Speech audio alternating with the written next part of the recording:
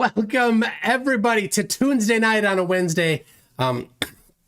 Last night, I know, last week I'm like, I'm back on Tuesdays, people. And then the very next week, I'm like, I got a conflict, but it was a one-time conflict. And yes, it was Ultimate Frisbee related because everything is Ultimate Frisbee related, right? It's discs flying through space. Flatties. Anyway, welcome to the show. I'm your host, MCToon. This will be a review of an oldie but goodie that I was looking through my list of I keep notes on. This was a good one to review. This is something I should cover again. So this is it. This is an old one that I wrote down for myself a while ago, and I'm like, I never did this one. It's pretty good. It's flat earthers in these different camps of flat earth, they like to argue about who's wronger. So I'll go over how they are both wrong and how we can know both of them are wrong, and how, of course, we know what is right.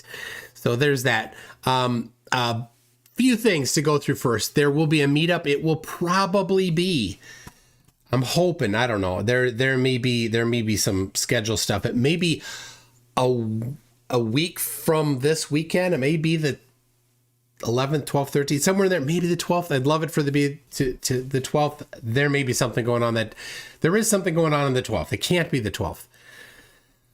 I don't know. We'll see. So far, I'm hoping to have it soon. So far, and then the next weekend's Father's Day. Book the whole weekend. So it may be a Monday or Tuesday or Wednesday. I don't know.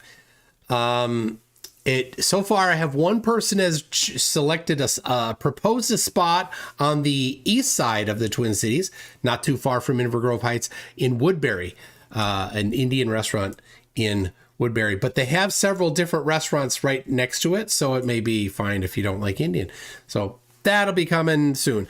There is a $100,000 Antarctic trip challenge person that has maybe accepted. As is usual with Flerfs, he's a lot of bolster. And if you've seen on Facebook, he's actually he's suggested things about what I said to him. He's like, how come you don't have the contracts already? Like, why would I prepare a contract? Why would I put the time in to this? Because a flat earther is going to give me $100,000? Like, okay, I have the ideas in my head, but I haven't written up any contracts about it, because what flat earther has $100,000? Not many, some, but not many. And number two, who's going to want to just give me $100,000 because we're going to go to Antarctica? Both of us in December, the same trip through ALE, and we're going to go there. And then the challenge, of course, is if the sun circles 24 hours a day, I get the $100,000. I get his, right? And if the sun sets, then he gets mine. But I've already been there. I know what happens. It's a guaranteed win for me. So anyway, I'm super excited about it. So I need to write up the contracts and get it all done. And so don't worry, little cupcake boy. I will get the stuff together. And if you want to look at the email interactions, it's on my website, MCToon.net. Let me grab it so that you have it. It's you could just search for 100,000.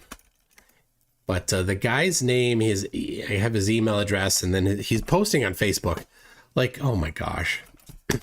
So what happens if the weather closes in? So we can, you can see the sun through infrared with infrared cameras. So that's what it's going to be.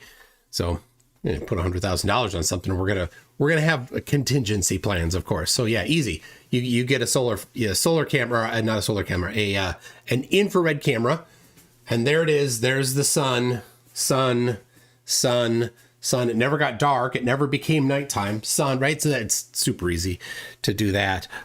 That's the contingency for that. But people, if you have thoughts on contingencies and issues like PhD Tony just brought up, I would love to hear it. 1 over n squared. Why hide Basil? One over N squared says, tell us about how great generics are in Java 6. Isn't it amazing how we can make list T generic? Yes. I'm so glad that you want to talk about Java programming in Java 6. Basil problem, whatever. Thank you for that. Oh, I'll put it up on screen. There you go. There it is. Super. I don't know why he talks about that. That's a Basil problem, also 1 over N squared. He likes to troll.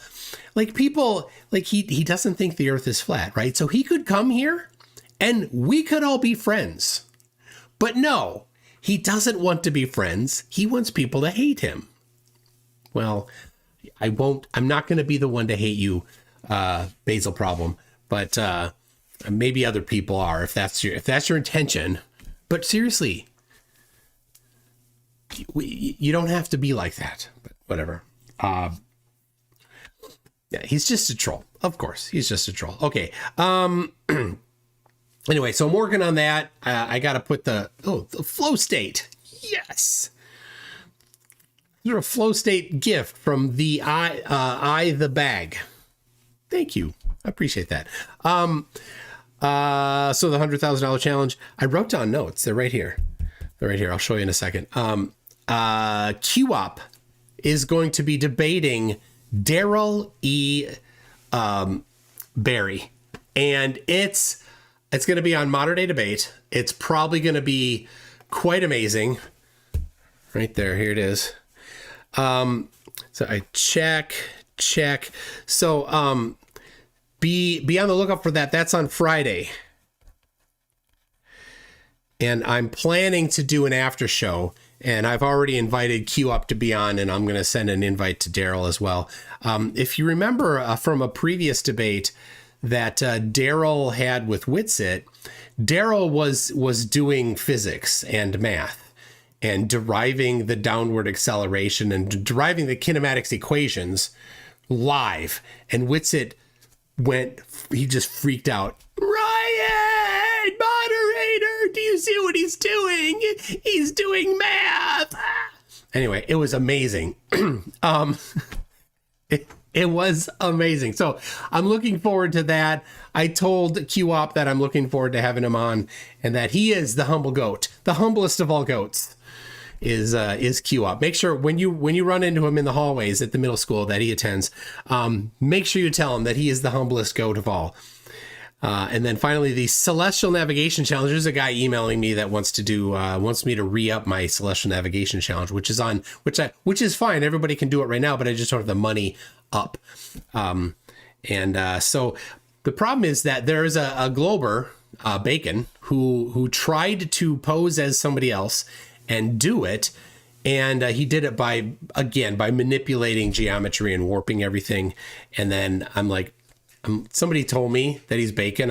So I messaged him like, Bacon, it's you. Bacon's I thought he was a friend, and it looks to me like he was just trying to game the system to get my money. That's not what friends do, Bacon. But anyway, I don't know if this new email address is Bacon again. But anyway, some guy is he's trolling FTFE and me, and in a rather insulty way. I'll probably post the emails. If you send me an email, if you send me communication, people, just know I might post it. I have a folder for every Flerf. And if you say something stupid, I take a screenshot and it goes in your folder. I got so much stuff that I'm not going to post it, but it might wind up online someday. Just know, everybody, everything you say online, everything you do online, no matter where it is, even if it's on a service that promises to delete everything after 10 seconds, it's not. It's there forever. Everything you do online is there forever. Always assume that. Always assume that. People. Anyway, you send me an email, you send me a direct message. That's probably what's going to happen. All right. Phone a friend, folder flip. All right. It is that time, isn't it? Let me get this going here. Where did it go? Oh, it didn't launch. Why didn't it launch? There. Oh, that's why. I didn't do the right thing. I did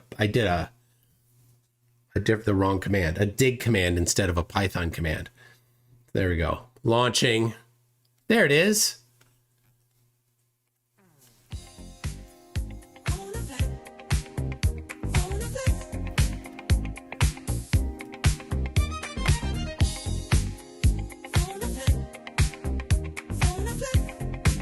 What time is it? It's time to phone a flip.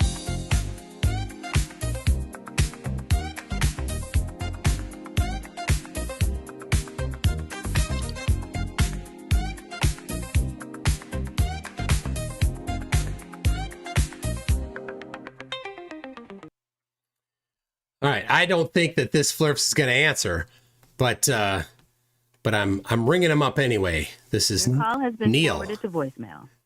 The person you're trying to reach is not available.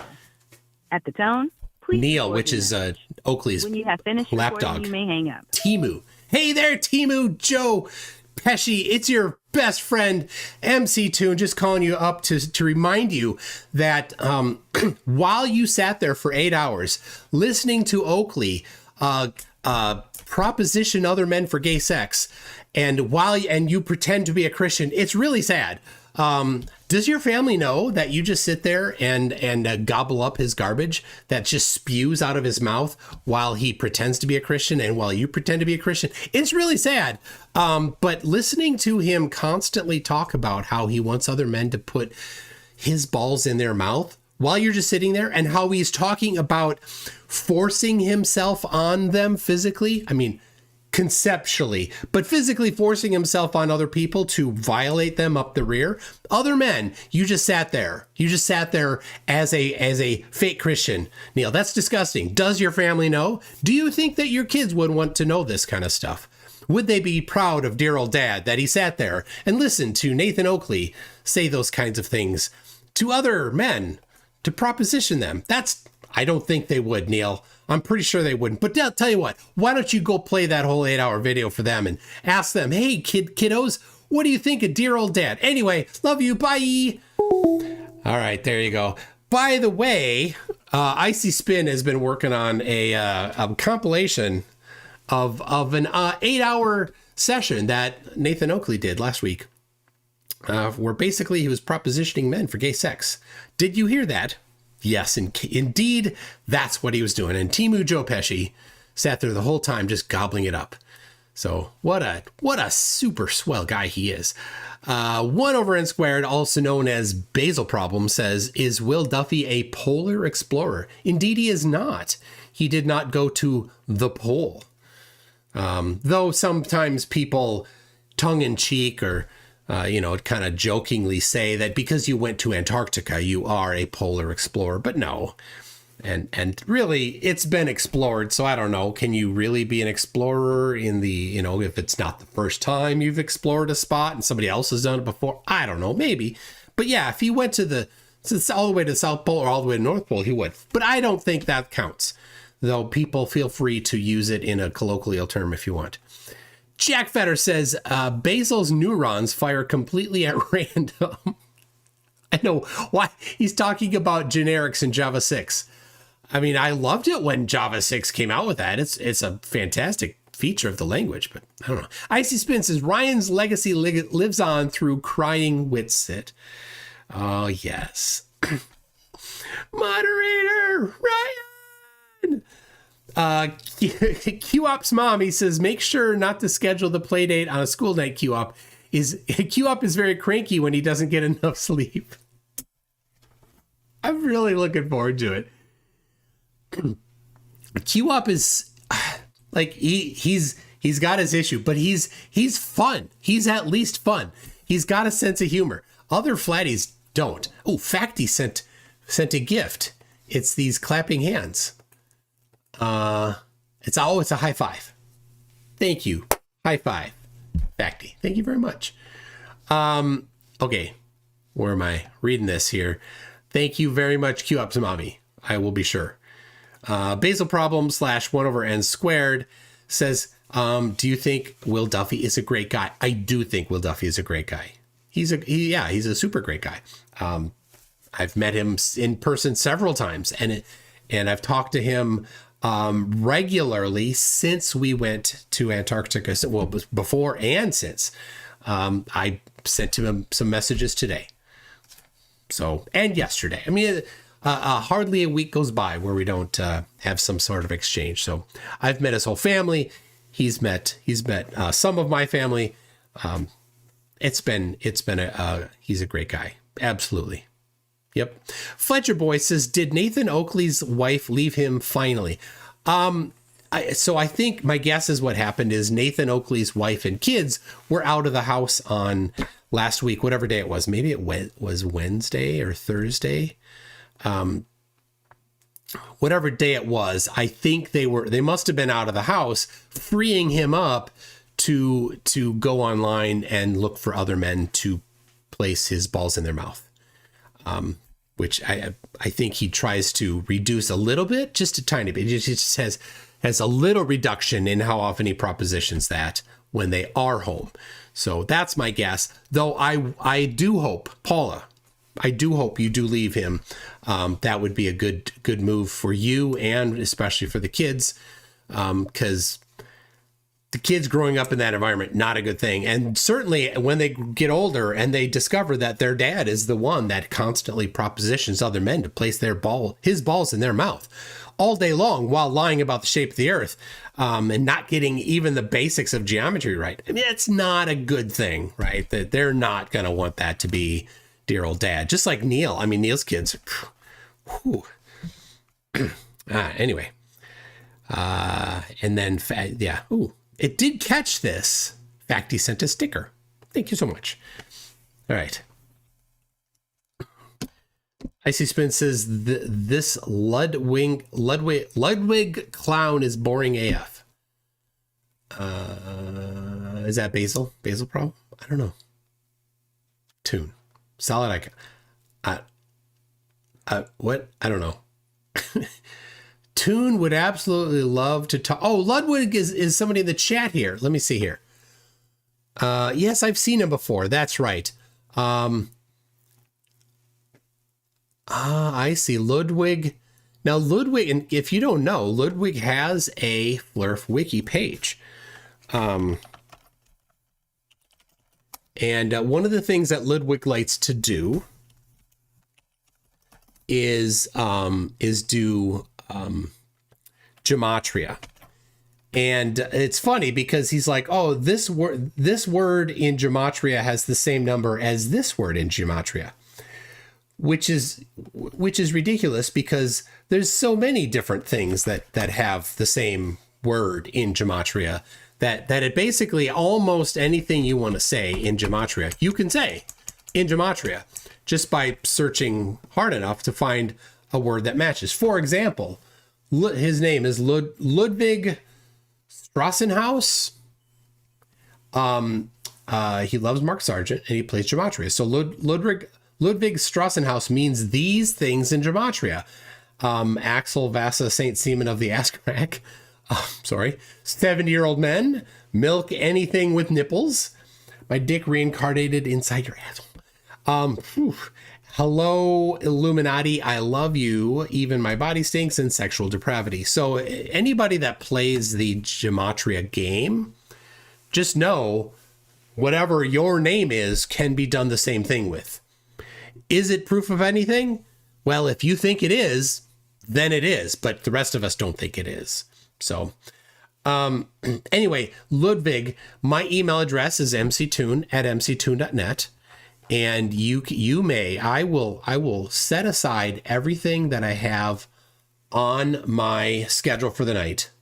And you get to be front and center where you can present your amazing flat earth evidence. Now, if you want the globe evidence, I have it all handy for you. It's at mctoon.net/burden. So when you said, let me see here. When you said this, here to see what you talk about to prove globe earth, mctoon.net/burden. So you can spend all the time that you want looking at that evidence. Now, here's what has never happened. Never has any Flerf looked at that evidence and then had an on-topic response to it. Never once. You won't either, Ludwig. I know that you won't, because the Earth is not flat. The Earth is in fact a globe. That is solid globe evidence. So there you go. But you can come in and you can do your best, and we'll all enjoy. I'll be nice to you, but we'll all enjoy a little chuckle at you. So Reverend Rockstar says, any other feedback on the potential June meetup? Now, Reverend Rockstar was the one of the other people that that emailed me. I've only got two people. Reverend Rockstar, and he suggested a date, and I don't think the 12th will work. I'm certain the 12th will not work. So I don't know, maybe the 11th. I don't know if that works for you. By your email, it didn't seem that it would work for you, but let me know if the 11th maybe does work. Then I could do that. Okay, Ludwig says, I saw your debate with Solly. He had a pretty decisive win.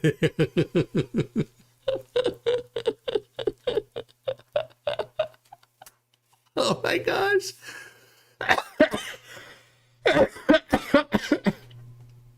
No, Sully did not. He did not win. Sully even said that he did not win.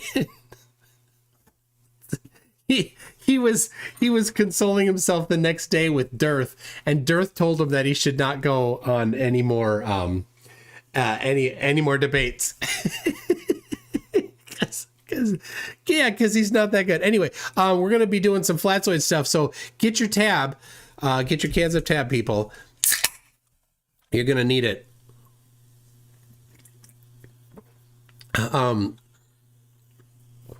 For tonight. So, all right. That's enough farting around.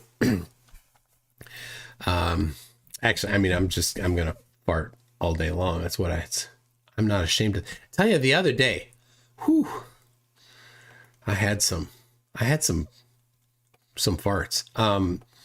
This weekend was the Ultimate Frisbee State Championship, and on Saturday we're outside. It's great weather, pretty good, a little bit of wind.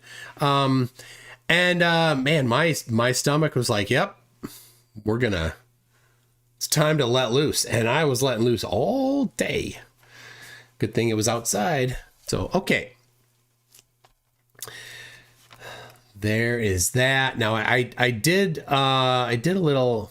I got some notes here that I need to look at here. Let me grab it here. This is here. Let me do this. Because it's got the time offsets here. A minute, an hour, and 44 minutes. So there we go. Get out of there. Get over here, an hour and 44 minutes. Oh, except my notes on the time offset is hours and minutes, but my actual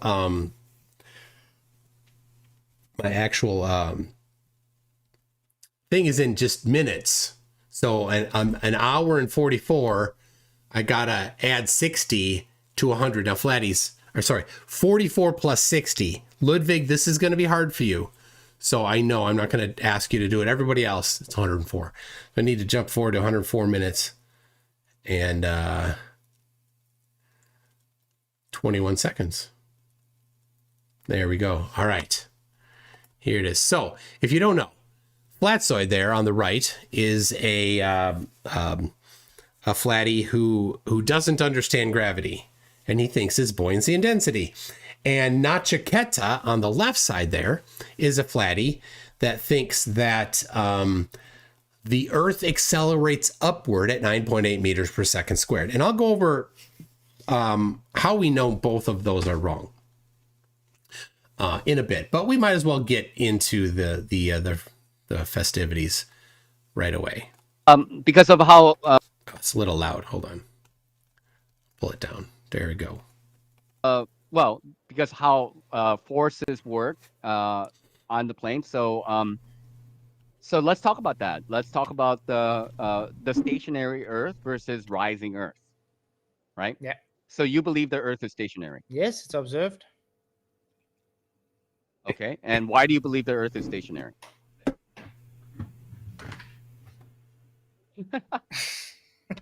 Oh my gosh. Apparently, airplanes don't move either.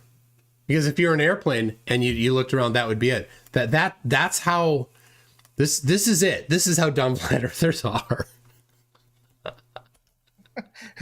Well, what kind of question is that? Why do you believe it's stationary? You're looking around. Yeah, because I don't see an Earth moving. I don't know about you. Oh, okay. So the Earth has to be like moving unevenly, so that's the only way you're gonna believe that Earth is actually. I mean, obviously we can agree that there are earthquakes and stuff like this, but like you believe the Earth is stationary because your observation tells you the Earth is stationary, correct? Yes. All physics tells us Okay, it's so stationary. All physics. Oh, bless. physics. Okay, let's talk about physics. So, according to you, right, on the stationary Earth, objects are when they fall. When objects fall, they are accelerating to the stationary ground. Correct? Acceleration, yeah. There we go. Okay. Yeah. So there's an acceleration to that object, Yeah. to the ground. Okay. Then, and what is the cause of that acceleration? What is that Displacement. force? Okay, we got a live viewing tonight. We got yeah, Son is in the chat, otherwise known as No Tooth Jerry. I think he's got his own Flerf wiki too. Anyway, welcome everybody. Welcome him. Make sure you just say hi to him and don't block him. He doesn't go there, so there's no reason that he should ever get blocked. Of acceleration. Displacement.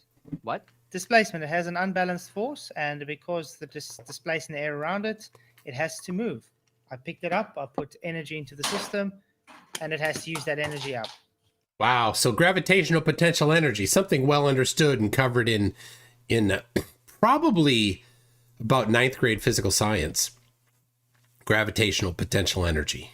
Got it. Oh, there's a name in there. There's a word in there.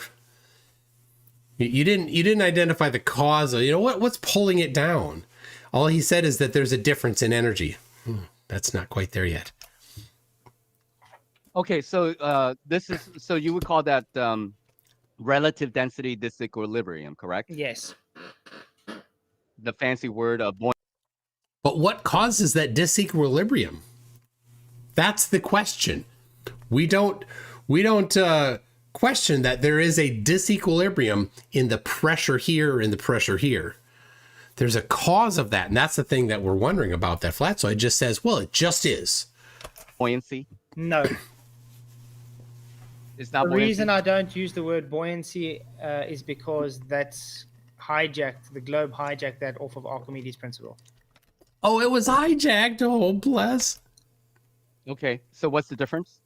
The difference is we're talking about the displacement ratios between the object and the medium. Buoyancy, in today's standards, talks about the gravity being pushing it upwards. Yes, that's right. There is something pushing it upwards. But we know that you and I both know that gravity doesn't exist. I know, that's why I don't say buoyancy. You just asked me why, so I gave you the reason why I don't say it. So, for example, like a water inside of a water bottle, you can float a cork on top of it. That's not being buoyant. It's displacing, it's Archimedes. Obviously, it's buoyant, but I don't like the word buoyancy. That's what I'm saying. Oh, It's just yeah. displacing the medium. It's able to support it. Yeah, but it floats. It floats on that medium of Archimedes' water, principle, correct? yes. So, is it or is it not being buoyant? Yes, Is but that I not just the don't right word like for the it? word of buoyancy today. How many times do I have to say this?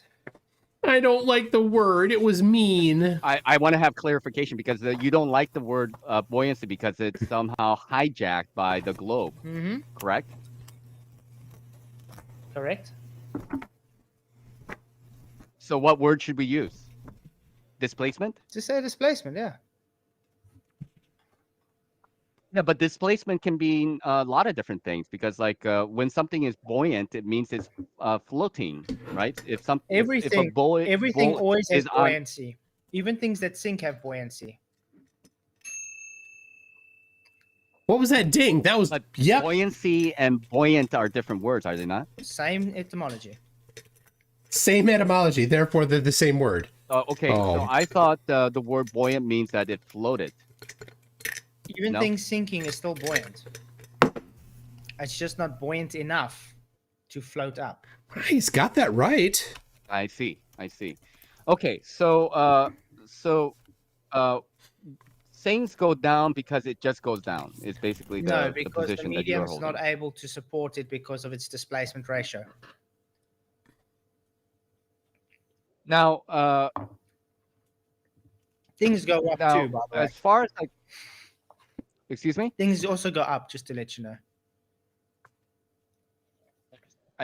you have what, 20 minutes? You say? No, I said things also go up, in case you haven't noticed. Yes, things do go up. Yes, things do go up. Things go down. The question is why things go up and why things go down. Yeah, because of the displacement ratios. And what causes that displacement? If something is too dense, or in this case, the cup, you'd agree the air around it is not able to hold it up. That's it. Okay, so when I picked it up, I put potential energy It is just, it's like kindergarten. into this. Oh my gosh. I literally had to burn energy to pick it up. Thanks to the law of thermodynamics, it has to be transferred and transformed. So what's it going to do Transferred and transformed. when I let it go? It turns into kinetic energy and it accelerates through the medium. If the medium was able to support But what is causing the acceleration?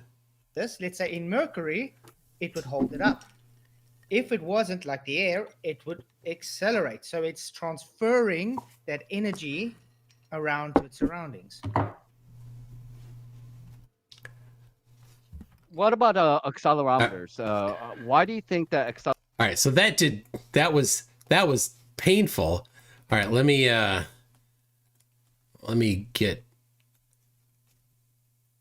here we go. All right, move that up. There's that. There. Okay, here we go. So we've got the oh, I gotta hold on. Okay. The Wolfpack sent me a message. Wolfpack, you're supposed to be watching, not sending me messages. All right, so we've got the right here. We got the formula for buoyancy, right? So the formula is the force due to buoyancy is rho, which is the density, one of their favorite words, times the volume displaced times g, which they don't like, right? And he doesn't like to use that word because g is in it. Well, what are you going to do? You've got this downward acceleration. The whole question isn't about where this comes from. It's about where this comes from. Where does this acceleration come from? And they have no answer. All of this is just this peripheral talk to avoid talking about the thing that's the important deal. Where does this acceleration come from? What causes it? Now, Nachiketa thinks that it's because the Earth accelerates upward at 9.8 meters per second squared, which is not the most ridiculous flat Earth idea for what causes the downward acceleration. I think a case could be made that the bottom two here could be wrong, could be swapped. But I'm going to put at the very bottom electrostatics, which is also like incoherent diamagnetic acceleration. Right? They just say everything has electrostatics, therefore the electrostatic field on the surface of the Earth causes everything to accelerate down, which makes no sense because it's based on charge. So if you had a negative charge, it would accelerate up, and a positive charge would accelerate down. It has nothing to do with, it's not based on mass, it's based on charge. So that's I think that's the dumbest. The next is the density and buoyancy.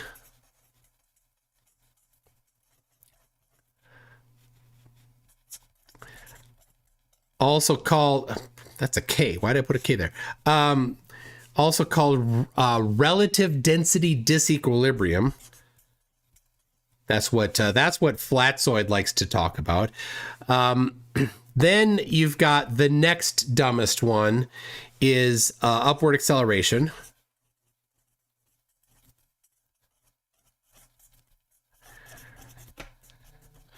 But that's not it. This is middle. This is the middle. There's two more that are slightly less dumb. You've got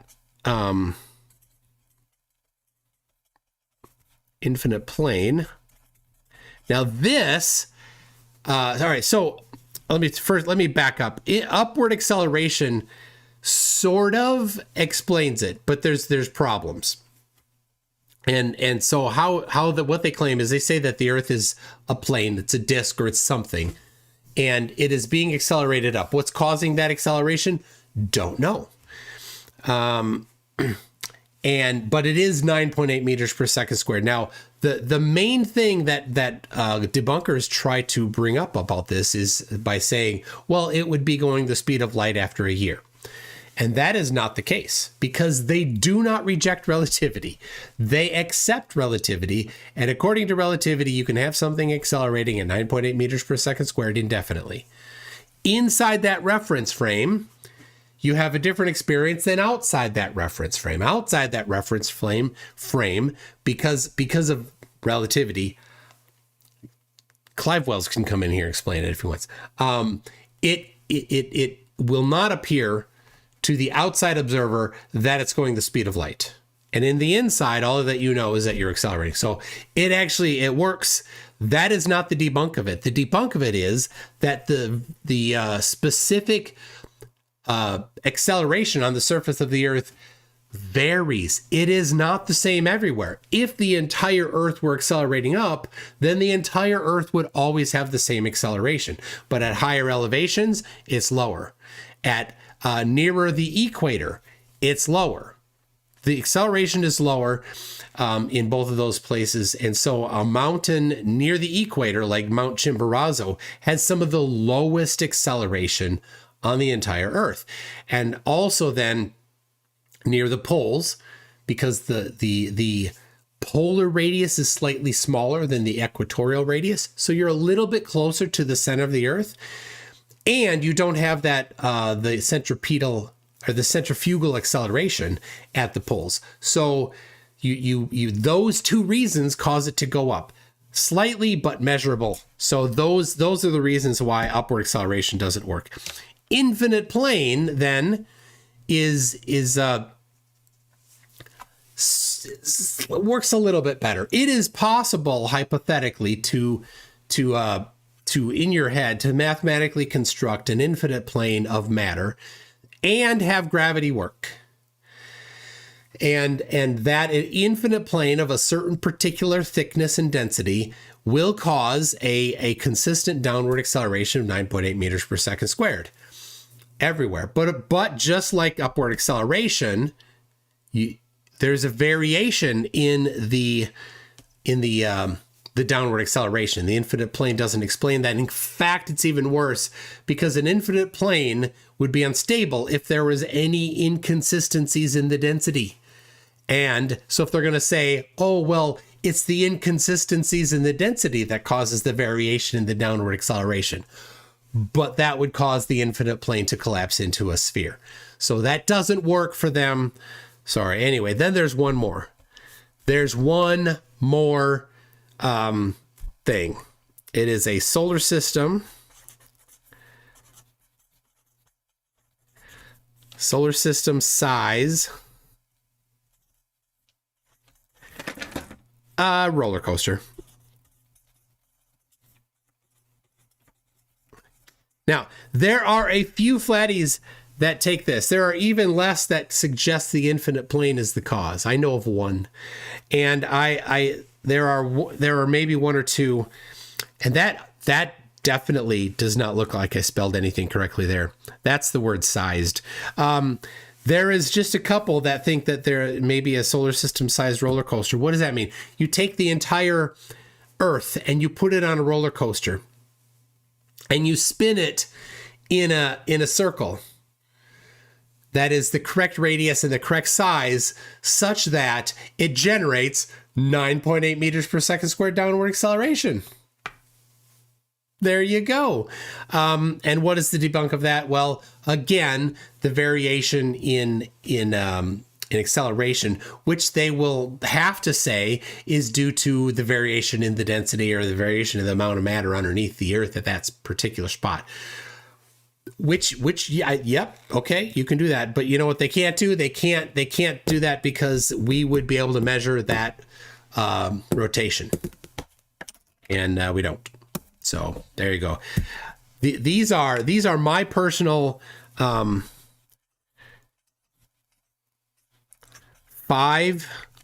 dumbest explanations for what causes the downward acceleration in what I think is the order of dumbosity.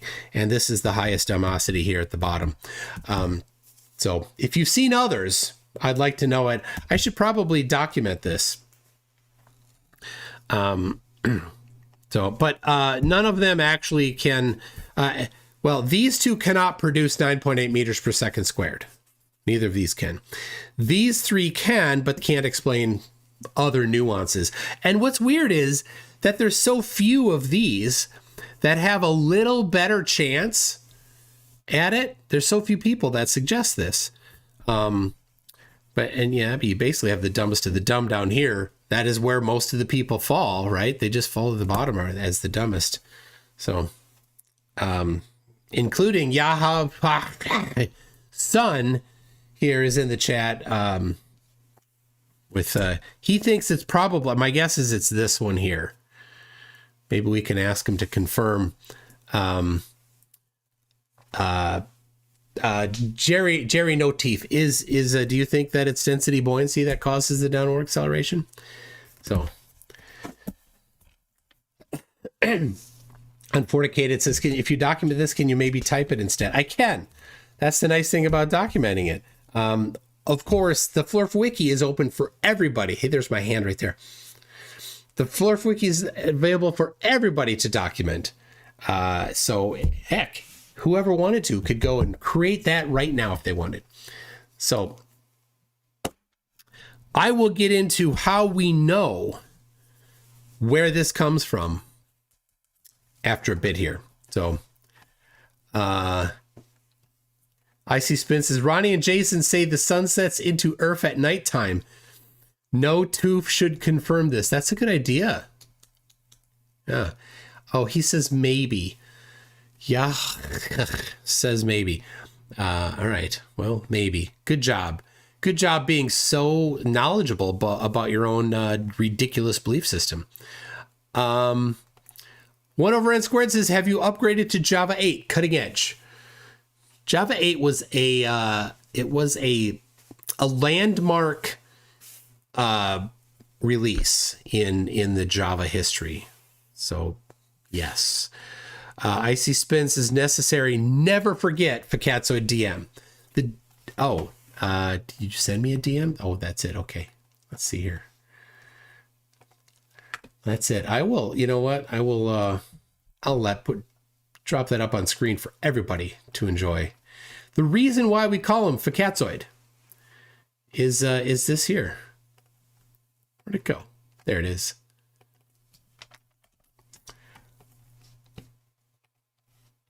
It's right coming up.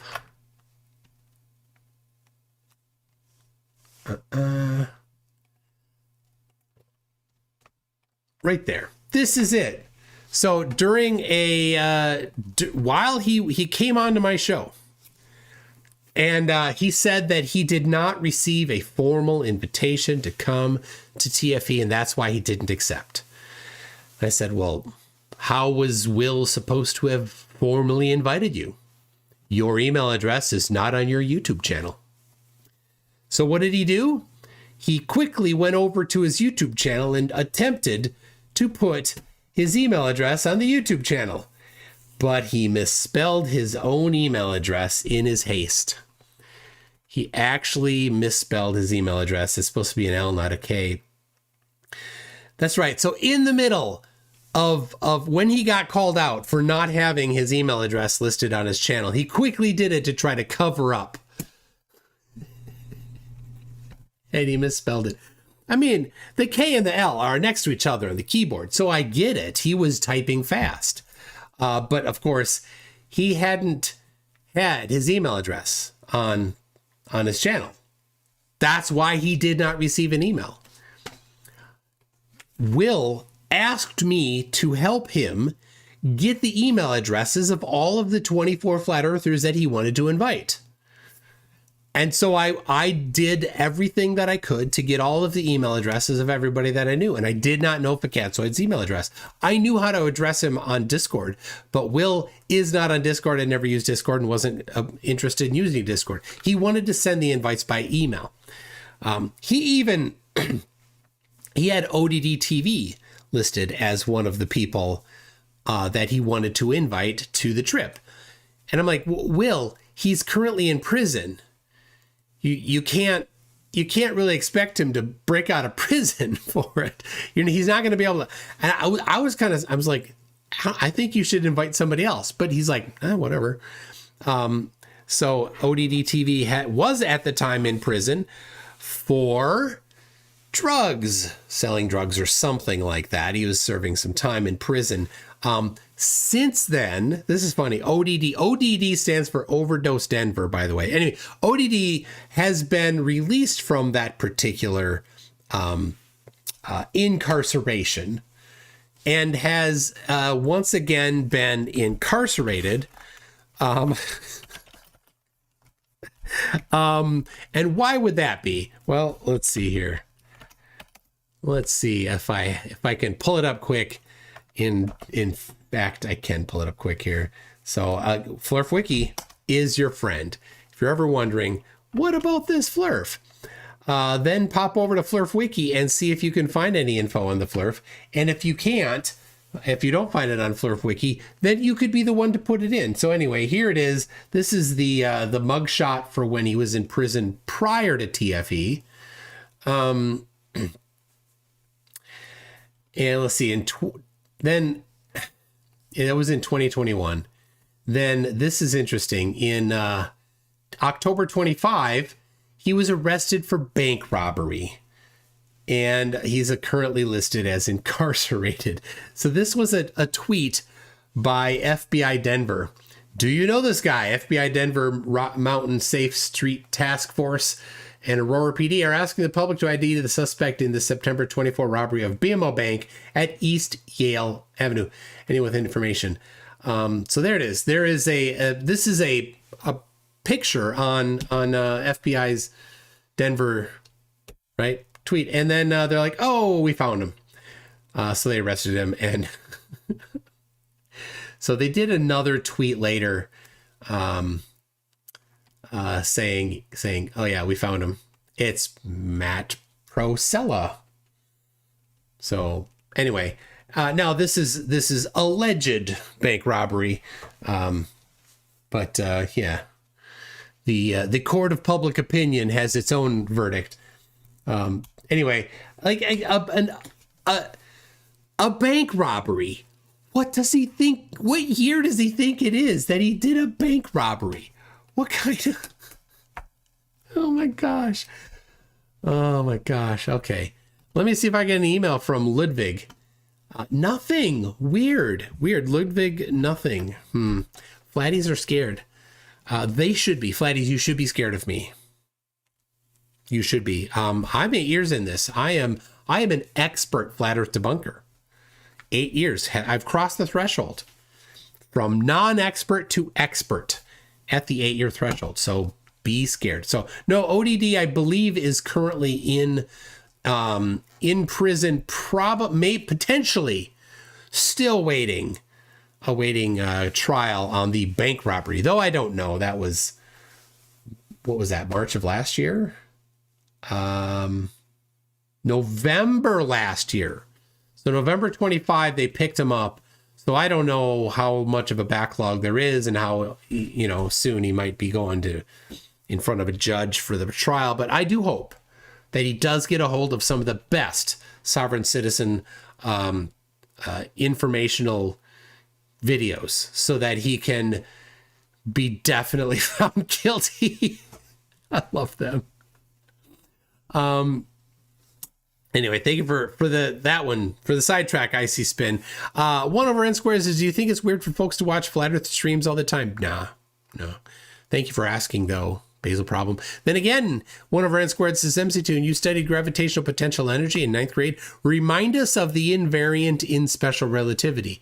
Well, in 9th grade, you don't study study special relativity. You don't study it in high school. You don't study special relativity in the 100/1000 or 200/2000 physics courses generally, unless it's a special one, right? You don't need to for physics. So that's all higher level stuff. So obviously there could be exceptions, but that's not what you do in 9th grade. So 9th grade, it was simple. It was here's the formula for gravitational potential energy and kinetic energy. That was it. And rolling stuff down a hill, right? I don't know. Did you not do the inclined plane thing, car and a track thing in 9th grade? We did. Maybe our school system was just all that much better in Minnesota than wherever you are, Basil problem. I don't know. But I do have clear recollection of that in 9th grade. I know what I could go to the room. I could go to where that ramp was set up in the room. I could say, this is it right here. This is where it was. Could I name the teacher? No. I could not name the teacher, but I could name 2 people that were in the class with me, Dallas and Ben. There you go. Yadawatt says, upward acceleration is my favorite flat earth explanation. It's a good one. I think I like the roller coaster though. That's my favorite, but we're all allowed to have our favorites. Brenda Crate says, I can only think of 3 Flerfs who went to prison. 3. Okay. So you got ODD. You got, what's his name? His girlfriend was home pregnant while he was at work. And then after work, he bought some beers for a lady he worked with, got her a little sauced up, and in the back of the car did some stuff, wound up going to prison for that. What's that guy's name? Skylar. That's right. Skylar. And then Brenda Crate says, Neil? Which Neil? So PJ, one of Fakatzoid's buddies, apparently murdered a person. I don't know if there was prison involved in that. There is a guy named, there's more. Let me see here. I don't think I have a Flerf wiki for Dylan Poutney. Dylan Poutney. Let's see if I do. I do not. So Dylan Poutney murdered somebody. He's a Flerf. He's a Satana Flerf, in fact. Let's see here. There it is. He also goes by Juniper Crossing. His YouTube channel is still up while he's in prison. So he'll be in there a while, I suspect. Let's see here if I can. I gotta clear out some of this here.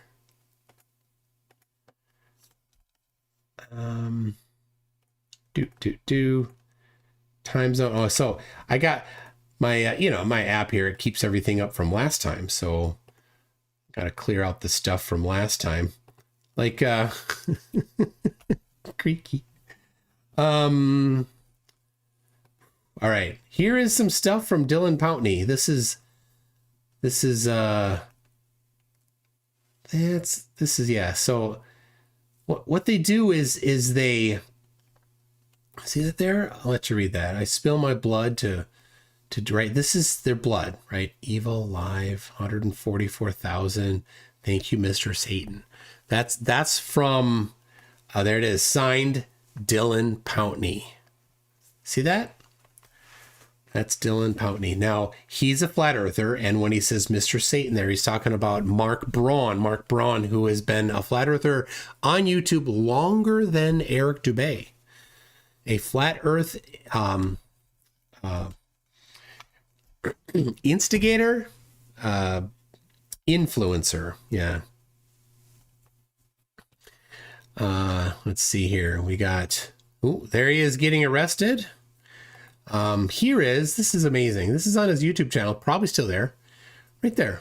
This was posted shortly after he murdered somebody at his former school. Let's see here. Make sure this is his Facebook. He's a bit nutso, right? This is his Facebook right here, Dylan Pountney. Look at that. No question. He's a flat earther. So there you go. Anyway, I won't show his trial stuff, but there you go. There's another flatty that's in prison. Then you've got the founder of the Biblical Flat Earth Society, who was found with some pictures or video of people that cannot vote yet, and they were not well clothed. So he's in prison. So, yeah. Oh, yeah. Scum, also known as David Kane. He's got a big. He has a Flerf wiki though. Pretty sure that it's got some of his stuff here. Let's see here. Oh yeah. Here you go. You just post it there. There you go. There is David Kane. Like there is no shortage of flatties that have legal issues. Now I don't know if this was strictly before or if it was after he became a flatty, but here in 2019, money laundering, concealing proceeds, Arizona court records there. Here he's making a violent threat. Anyway, there you go. There's public records right there. Look at that. A lot of public records. Oh, look, he's an anti-Semite. Who would have thought? So, yep. Yeah, Dylan Pountney killed a 17-year-old girl with a knife. Went to her school and did that. So anyway, yeah, we'll get back to it. It's a rabbit hole about who might be about that kind of stuff, right?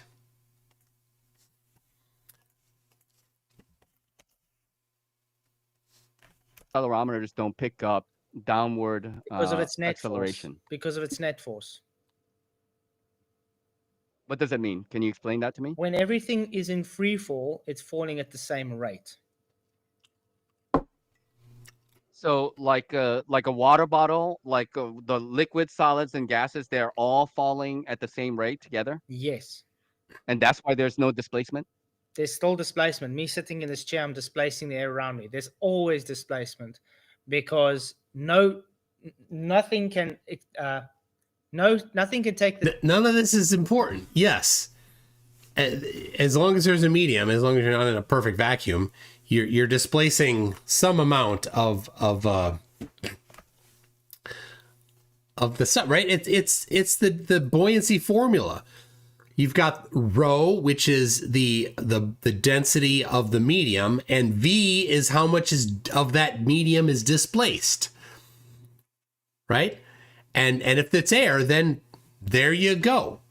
And then you multiply that by gravity, and you get the buoyant force. Now, it's not much in comparison to a person, but it is enough in comparison to a helium balloon. But everything still experiences the downward acceleration. It doesn't change, just that sometimes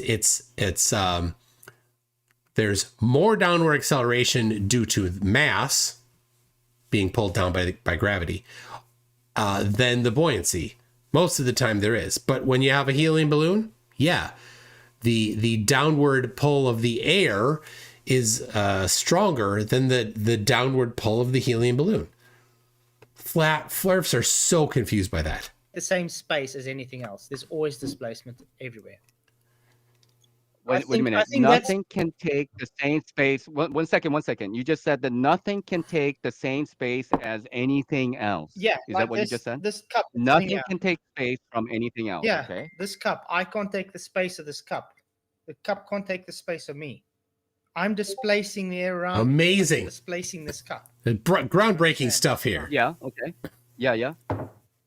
But you do know that liquid and gases have displacement when you move it around, right? Like when you move around. Oh my gosh. Liquids inside of a cup. What in the side to world? side, there's displacement of that liquid, correct? Yeah, and they are moving aside each other, are they not? They're displacing each other. It's so dumb.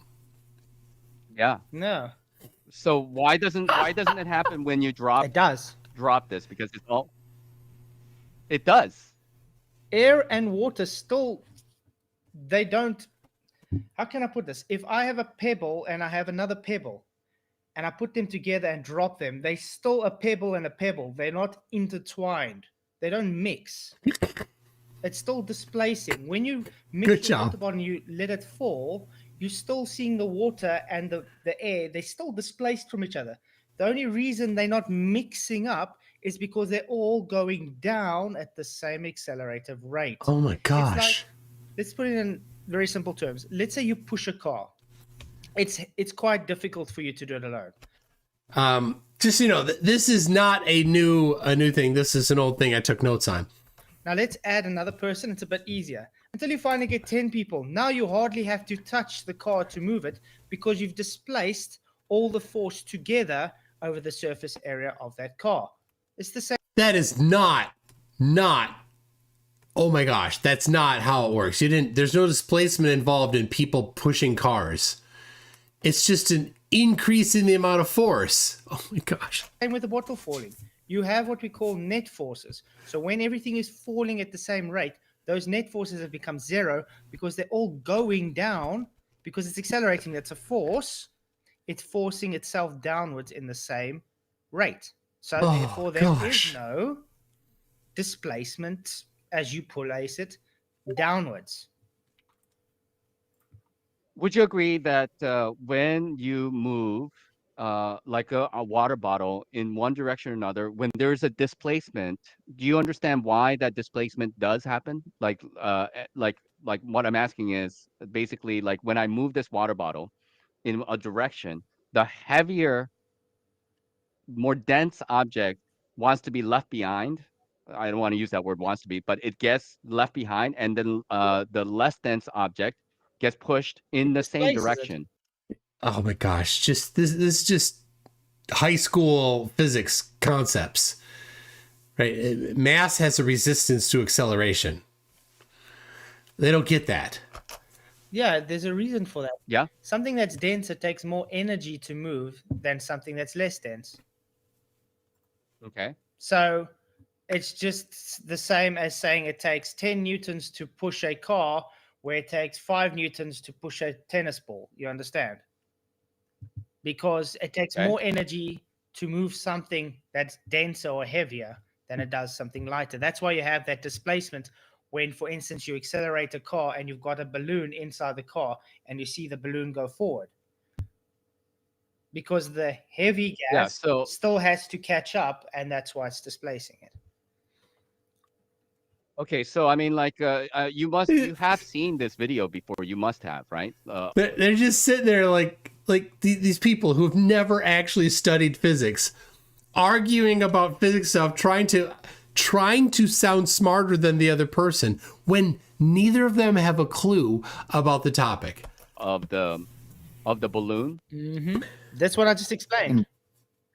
I have a cargo van as the container, a helium balloon, and an apple. Mm-hmm. I also have a camera mounted onto the reference frame that I'll be accelerating. As soon as I accelerate, The pressure of the van pressing on the air creates a pressure gradient. Okay, do you agree that this is something that happened? Yeah, this is an acceleration. There is an acceleration happening, and so the air at the back of the van is now more dense, right? There's an acceleration toward the back, and the air at the front is less dense, and so the buoyant force is going to press the helium balloon one direction.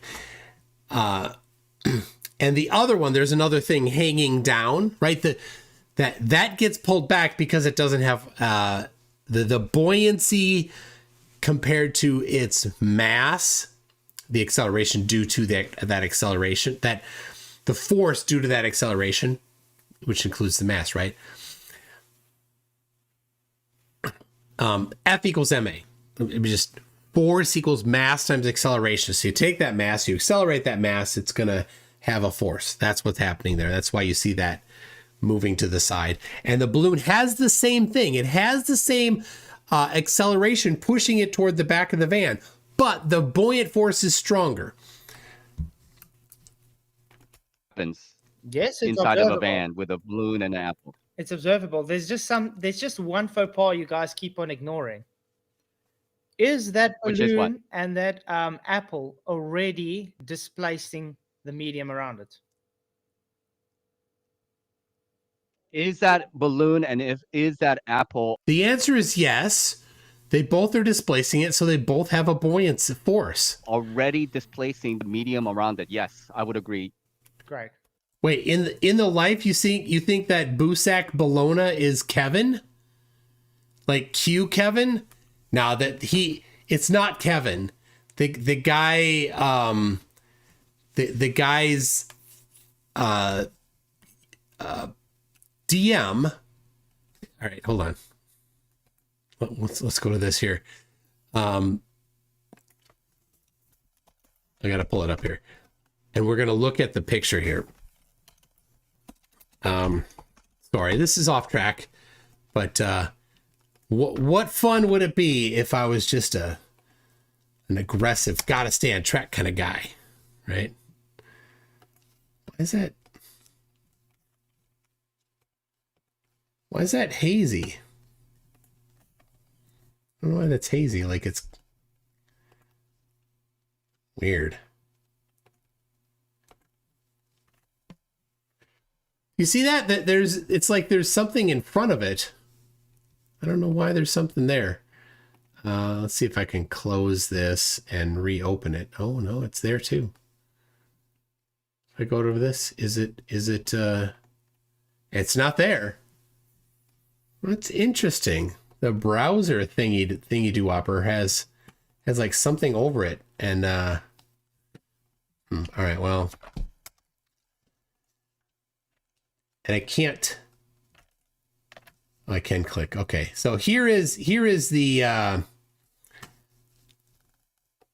know what I can do. Open image, a new tab. Get the link to just that image, and we'll see if we can look at this image here alone.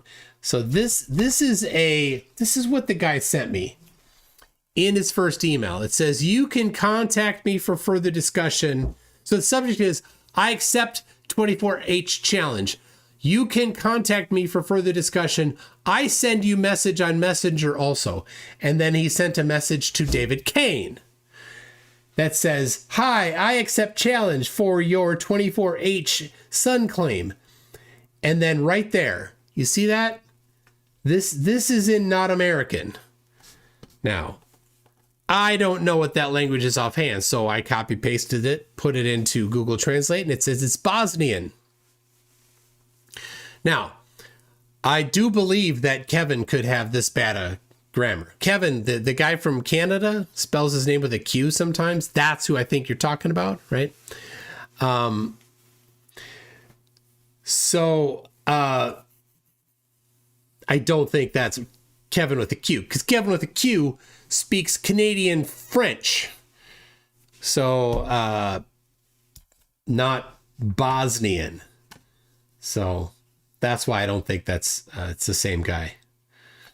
But so anyway, here is just for reference here. I asked him for it's hard to read, isn't it?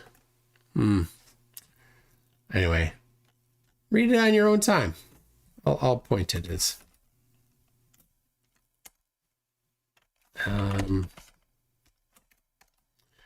So all right. All right. Hold on a second. This is. I love it when flatties are in the chat because I like to just kind of smack them upside the head a little bit. By like putting something like this up. Oh, look at that. Yamaha's like, the point is you can't prove curvature. Right there. That's curved. Right there, that's curved. This is an airplane at 46,000 feet. So there you go. I guess I did prove it. Sucks to be flatties right now. Here's another one. Look at this. Love this one. Right here. See this line here? This black line? This black line is straight. This little black line here. Let me drop an arrow in here for you so you know what I'm talking about.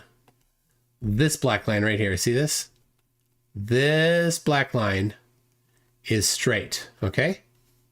Now, this above the black line is the horizon. So let's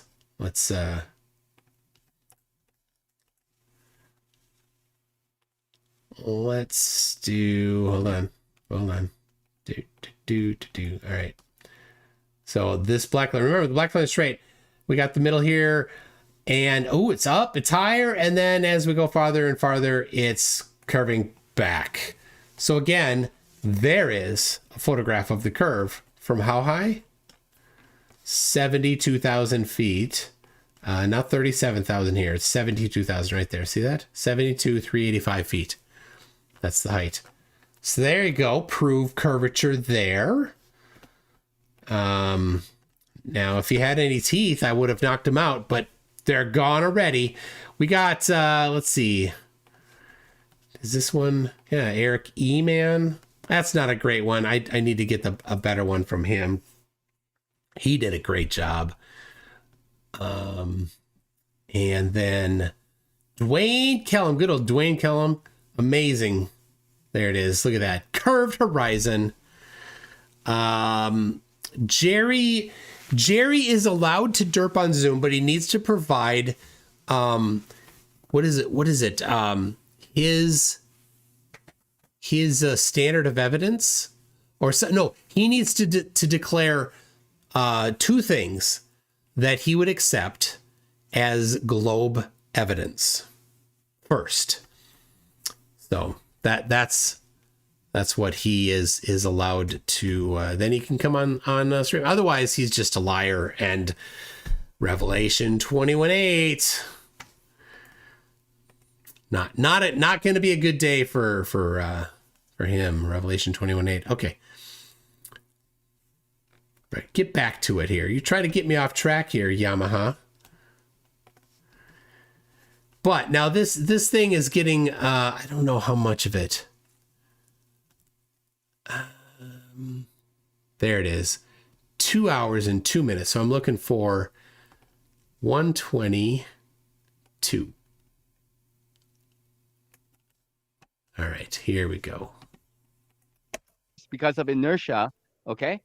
But you're being pushed up. That's why there's weight to things. When there is no motion, there is no buoyancy, Flatsoid. You just made a claim. Wait. You know that? So your claim is if there's no, because I observe. Wait, he said if there's no motion, there's no buoyancy. Oh no!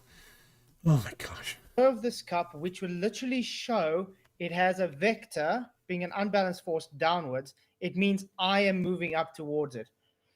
Would you please go and prove that? Oh, hold on a second. We had Ludwig, a flat earther, lie about that. Gotta just a little back up here, people. So he's claiming falsely without having any knowledge about the lens involved in it. He seems to know something about the lens, but he does not know anything about the lens. So let's go back to briefly this one here. That was taken with this camera right here, this camera. Now, if you don't know how big that is, let's see if we can get there's some pictures where you can see, there it is. You can see, look how big this camera is. See that? It's a giant camera. So this lens is a specific lens designed for mapping. So they would go in balloons and they would, or airplanes, and they would take photographs of the Earth, and then they would measure things on the surface of the Earth to map it. And this lens was very specifically designed to not be distorting. It's rectilinear and anastigmatic so that they can use it to do mapping, and that it doesn't add curvature. So it's not a fisheye lens, in fact. So there you go. There's your lie number one. Now, while we're exposing your lies, another one here, you said that this one by Wolfie, this one here, is this fisheye? You must think this is fisheye. Well, fisheye lenses, or barrel distorting lenses, cause things above the center of the frame to curve down. Right? So if you've ever looked at a video that's a fisheye or heavy barrel distortion lens, after the balloon pops, maybe when the horizon is near the top of the frame, it's this really significant arc.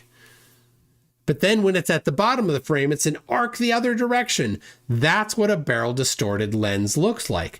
So is this a barrel distorted lens? Well, we can test that by putting the horizon at the top of the frame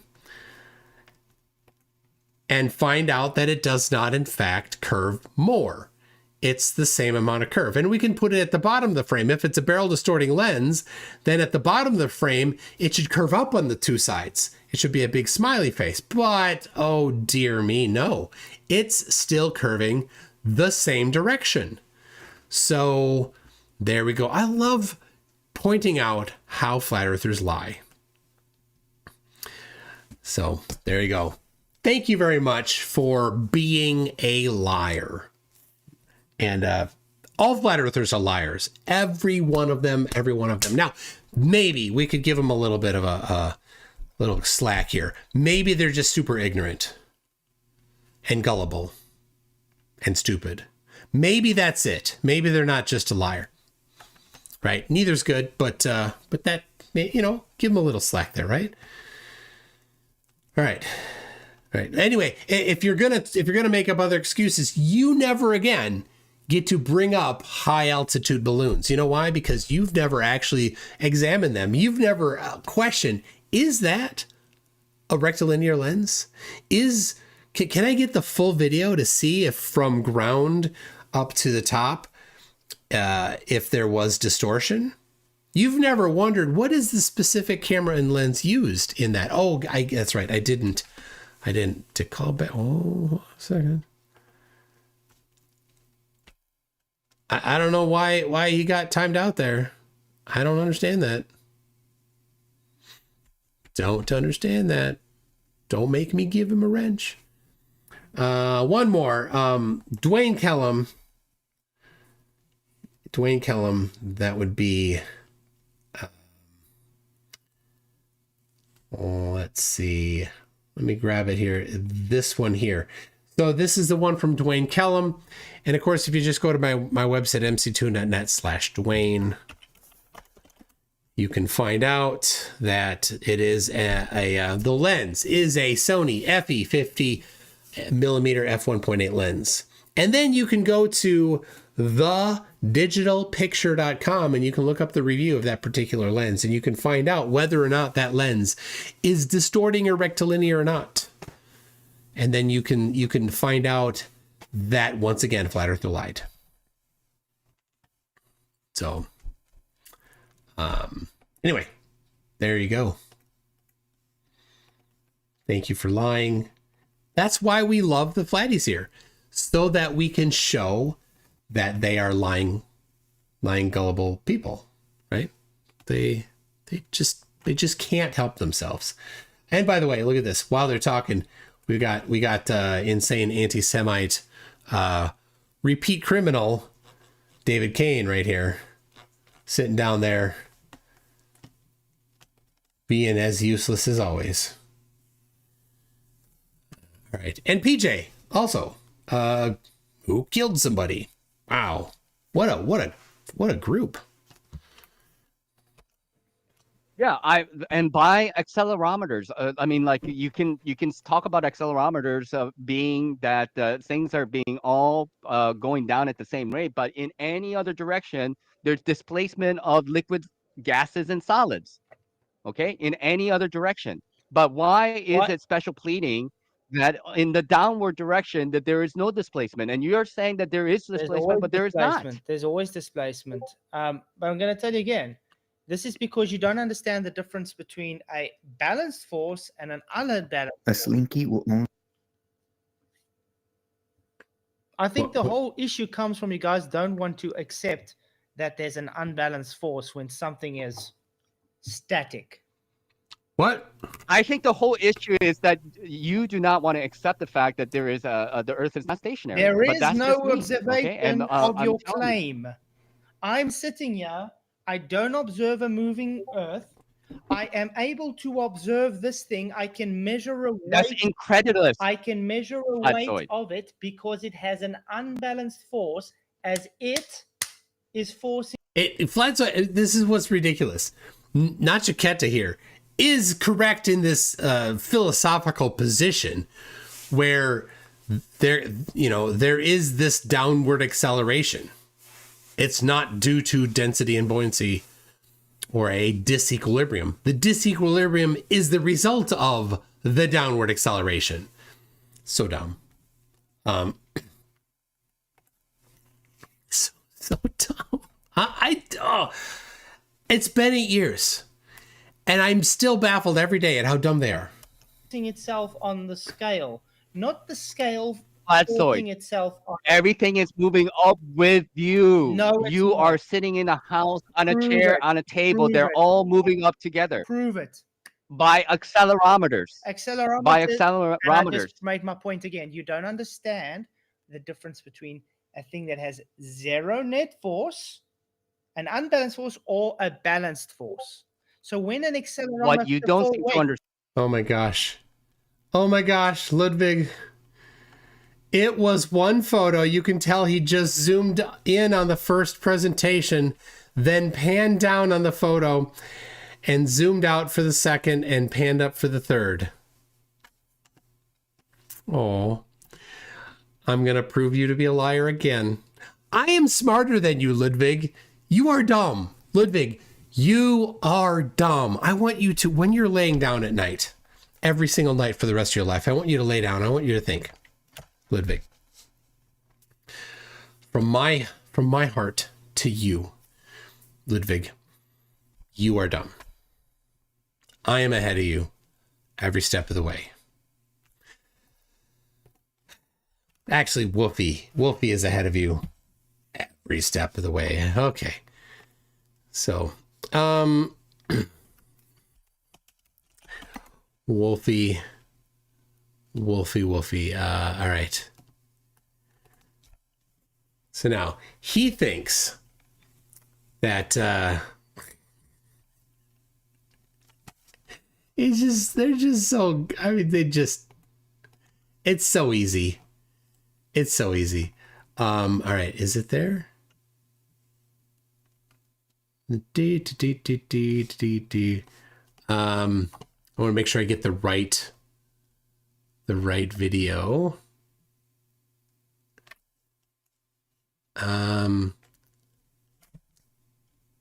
So, oh, there it is. Okay. I got to get the, all right, there it is. This one right here. So here is this is the video, Ludwig. This is the video. Are you ready?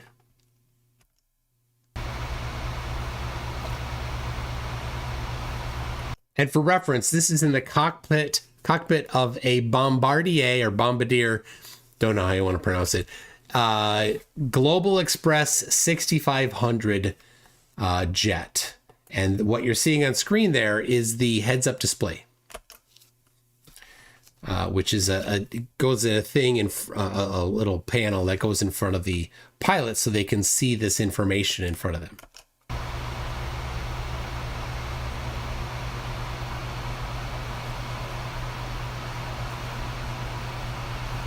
You hear the static because that's airplane noise.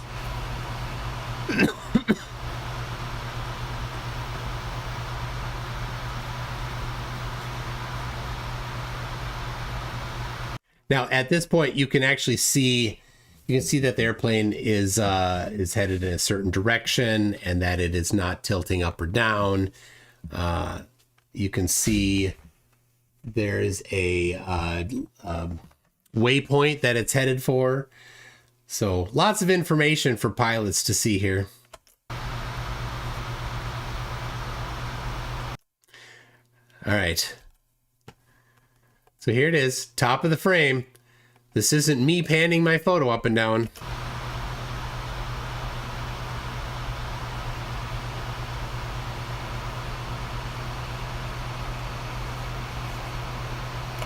Bottom of frame. It wasn't me.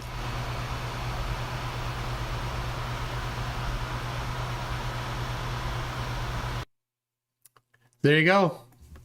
Proved you to be a liar again. Now, while you're here, Jerry One Tooth, this destroys Flat Earth too. Right? No Flat Earther has ever once responded on topic to this in a way that's meaningful. Never. It's all just nuh-uh. Everything. And then lies. Lies and lies and lies. It's so great. I love exposing Flat Earth lies. So there you go. All right, and nothing. I'm just waiting for Ludwig to say that he was wrong and to stop being so dumb. But you know, flatties don't do that. The heads-up display could be compared to a teleprompter. Yeah, true. It could be. I do not have my teleprompter in front of the camera. Where'd I set it? It's there. It is. Here, let me show you. Oh, oh yeah. The cable is connected to it. This is my here. This is my teleprompter. I have it on sometimes. But it's pretty big. So it doesn't sit well on the lens. So I actually have right below here, you can't see it, but I built a ledge that this sits on. And then I have right here 2 spacers, which are actually 1 terabyte hard drives, with my sticker on it, that I brought to Antarctica, that this rests on. This is a screen. It's rather dusty. Get that dust off of there. This is a screen, and one of the reasons why I took it off is because the software for this screen is a little, it's not awesome right now. I need to update the software on the computer. So anyway, this rests on there, and then the lens has to move in and out when the camera turns on and off. So it messes with it. But anyway, there's the, there you go. That's what it looks like. Like you can't see much, but it's just got a little angled glass. Anyway, that's basically what you're seeing on the screen there. Okay, what did Ludwig say? Did Ludwig say anything? Any more lies out of Ludwig? Nope. Nothing. Oh, there it is. The windscreen could easily cause the distortion and make the horizon appear curved. Well, Ludwig, you lied again. Oh my gosh.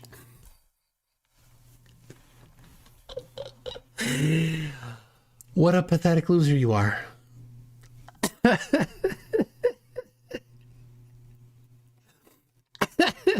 I'm ahead of you. Anyway, here we go. Let's watch this. Same camera, same plane.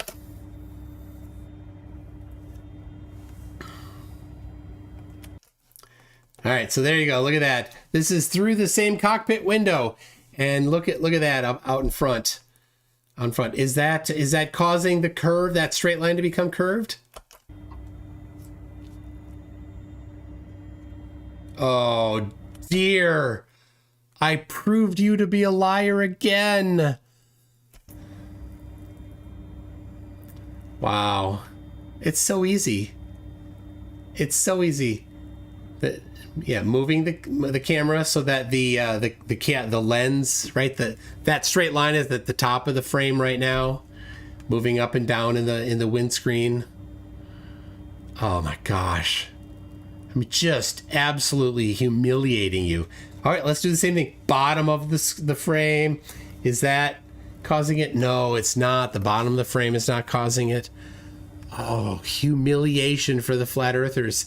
Everything you said, every single excuse and lie that you made up, eviscerated you. Absolutely eviscerated. Wow. How sad of a life you have, Ludwig. How sad. Yeah. Yeah, in fact, you're supposed to... The international guidelines on air screens are to not have distortions on them. So that's another victory for the globe. I don't know how many that is. It's a 2,500 year undefeated run for the globe. There you go. There you go. Anyway, what do you think is the psychology of this Ludwig? What kind of damage happened to him to put him into flat Earth? Was it some sort of traumatic event? Was it was it an accident? Like he got in a car accident and had some severe brain damage? Or did he have like a near-death experience? Did he have a family member die that he's really close to? Or was he just always really dumb and gullible? You never know. And they of course never want to admit what it was. So anyway, all right. I don't see all of the above, says Calder V. I don't see any, I don't see him there. Is he, has he run away? Is he running away? Oh, is he thinking up the next excuse? Hoping that I don't have his next excuse already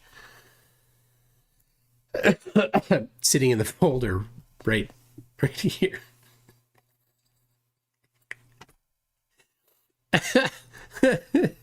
Oh my gosh.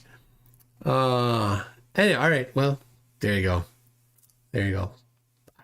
I love just that. Remember, I've said it before. I cheat. I don't debate flat earthers. I'm guaranteed to win because the Earth is factually a globe. There's no way to lose. So, all right. If he comes back with his tail between his legs with another lie, be sure to remind me. So, when accelerometer falls, what is happening? What reading is happening on that chip? Do you understand how those chips work with an accelerometer? A chip, huh? Are all accelerometers must be chips? Tell me. It sends a signal path through the silicone mold. So what a signal path through the silicon mold. He's so smart. happens is it's picking up that is accelerating with a zero net force. It's at a balanced force. Oh my God. So just like when you take your water bottle with the water and the air and the cork, it's all falling at exactly the same rate. There is nothing pushing up towards it. It is going down to the earth, which is measurable because you can stand and watch the bottle fall. This is observable. But here's the thing. If you say that the accelerometers don't pick up because they're all moving down at the same time, then the object, that object is not accelerating to the ground. Yes, it is. It's measurable. So you're saying that because optically it's measurable, No, right? it's You have a phone. measurable. You can literally measure things accelerating to the ground. Do you know what? Okay, how? Do you know when? Show me. You know how what terminal velocity is? Oh my gosh, terminal velocity. Okay, so he's talking about, he's doing a rough job of describing a MEMS accelerometer. Maybe I could do a little better explaining it. Add a blue. There's the blue. There you go. You like these colors? We'll see. We'll see how it goes. Okay. So an accelerometer. Let's have it be. What you're gonna do is in the accelerometer, like in your phone, which is rather precise. It in the silicon, it actually makes. They tend to have a little bit of a shape to them sometimes. I don't know. I'm just gonna kind of roughly make this shape here. So actual like physical traces of the physical device are kind of like this. All right. Take this as more concept potentially than absolute. And so it's like a physical piece of silicon. It's much smaller than this.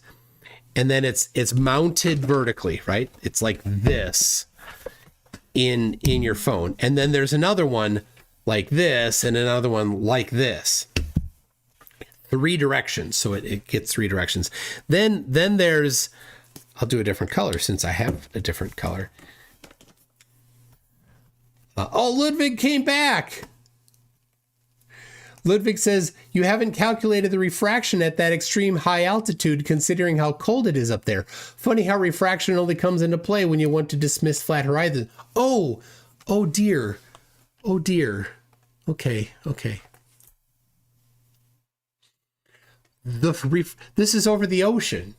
Did you miss that? You must have missed that. It's over the ocean.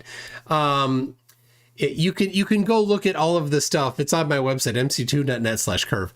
And you can see it's over the ocean, south of Australia. So now, what do you think? So you think that refraction has to be computed for this. What do you think needs to be computed in order to cause refraction to cause the left side of the horizon and the right side of the horizon to both appear to go lower while the center does not appear to go lower? How could refraction cause that when it's over the ocean? Because the ocean is generally going to be the same temperature. And the pressure differential from the ocean to that high elevation of the airplane is the same in all directions. So the refraction is the same in all directions. You don't need to compute the refraction. It's the same in all directions. Refraction cannot cause that to be the case, but you think it can. You go right ahead, Ludwig. Burden is on you to show the actual implementation, the actual application, the application of refraction at 64,000 feet, such that looking one direction, the horizon would appear at a certain level, and that looking as it goes to the left, it curves down, and to the right, it curves down. What refractive conditions could cause that? I don't know. It's on you. It's on you. But you know what? We all get a laugh at you for being so ridiculous. That's it. Everybody, feel free to point and laugh. See if you can find a point emoji at Ludwig's name and just laugh at him because it's ridiculous coping. So, okay, while you laugh at him. That's what he's earned. Okay, back to this MEMS receivers. All right. So now these are what this is. These are conducting materials. Okay. And then they have the shape doesn't matter a ton, right? But they kind of look like a comb when you look at it. You've got these parts here, right? So here we've got this, right? So now you've got over on this side, you got a wire coming off, and on this side, you got a wire coming off. And what they typically do is they don't measure resistance or voltage, or inductance. They measure capacitance, and capacitance is because you've got a charged plate here and a charged plate here of some sort, right? And then a dielectric material in between them. And so when this gets accelerated down, remember down is this way, it moves down, this gap changes right here. This gap changes. And so the capacitance between these two changes when that happens. Same here, same here. So between these two wires here, basically you're going to then measure the capacitance difference. That's what you're going to do. And so when it's accelerated, this is going to flex a little bit. All of these will. And remember, you've got one in this direction, right? One in this direction. Oh, they're both vertical. Here, right? So in all three directions, you have 3 axes. And so now all 3 of them together are giving you a some acceleration. And by adding those vectors, you can determine which direction it is and how much it is. And so then they calibrate it, right? So they take this, they install it in the phone, or not in the phone, in the factory. They probably, I don't know, maybe it's in the phone, maybe it's in the factory before they ship it to the phone, but they put this unit together and like, okay, here we go. This is 1G for where we are, whatever it is. And whatever the capacitance is for this guy, that's 1G, right? And then they take the other one. And here's the other one, 1G. And here's the other one, 1G, right? So they use that to, and then they'll lay it down and say, this is 0. That's how they do that. There you go. That's a MEMS accelerometer. But that's not the kind of accelerometers that they use when they're doing the International Gravity Standards Network, IGSN 71. That they use a much more precise one. There's two ways that they do it. Some are piezoelectric and some of them are actually dropping the real precise ones. They're dropping a mass. So it picks up a mass inside, it picks up a mass, and there's a laser at the top and a laser at the bottom, and it drops it, and it crosses laser at the top and it crosses laser at the bottom at times how long it takes. And you can very precisely then, using kinematic equations, determine how fast it's accelerating. And if you're precise enough, you can get it to 9 to 12 digits of precision. There you go.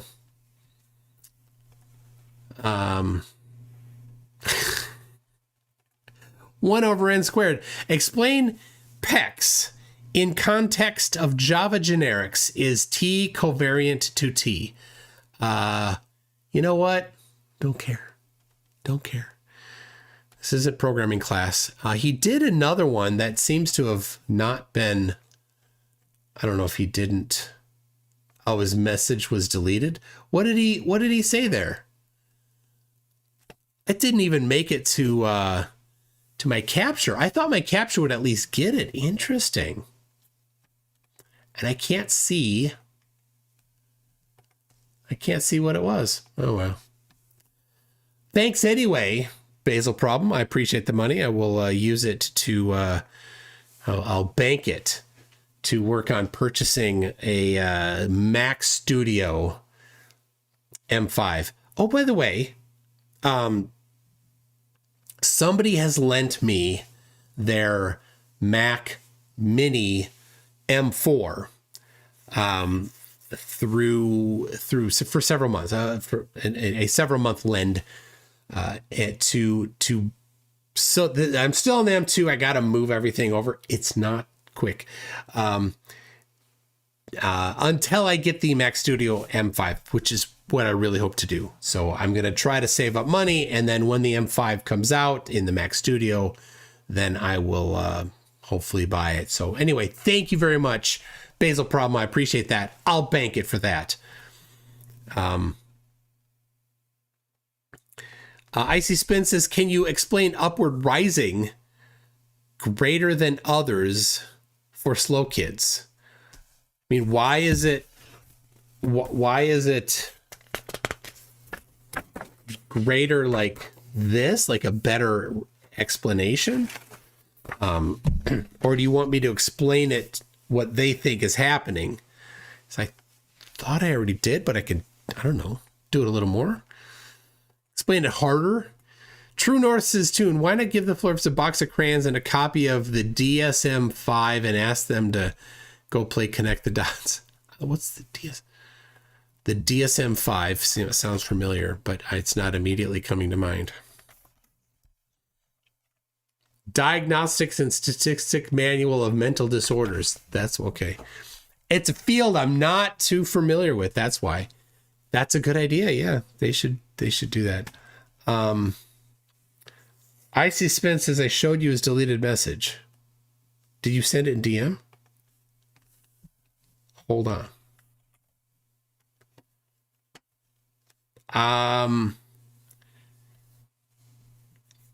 Krakatoon says, show him the left and right horizon. Oh, do you think Duffy thinks women should have the right to vote? Of course he does. What is wrong with you? My God. All right. The left to right curve. You want to see the left to right curve again? Of course, I mean, I already gave it away. It's all on my website, mctoon.net/curve. But I'll show it again. Right there. There's the curve. Right there. Oh, what? There you go.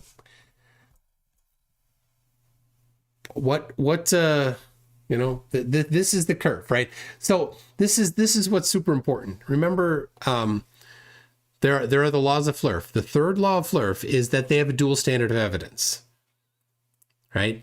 Basically, they're science deniers when presenting actual evidence for the globe, and they're pseudoscientists when looking at evidence for flat Earth. It's the dual standard. Everything that they like, they accept, and everything they don't like, they reject. That's it. And so he has looked at, this is what's crazy.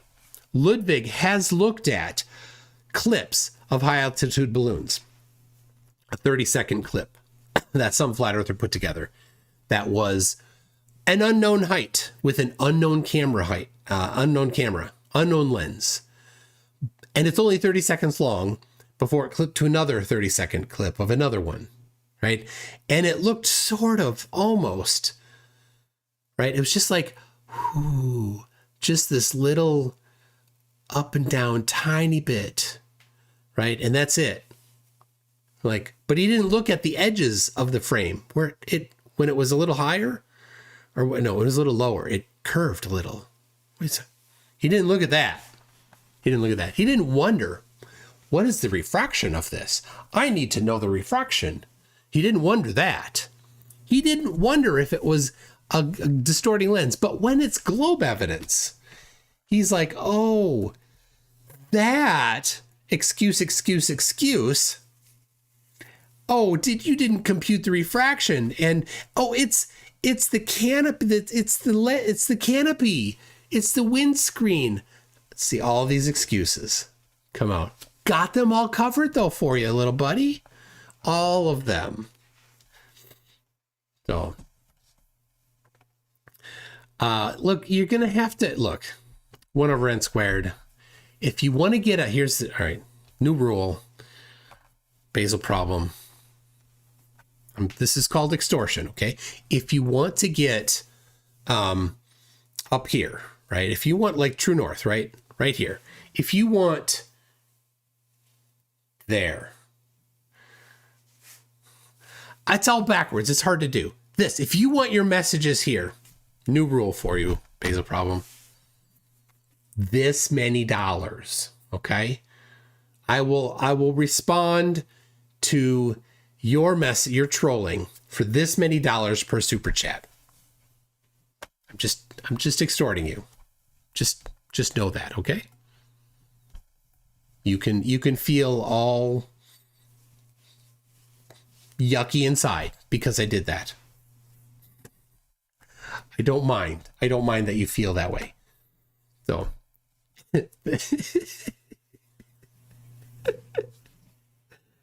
all right. All right. Here we go. Okay.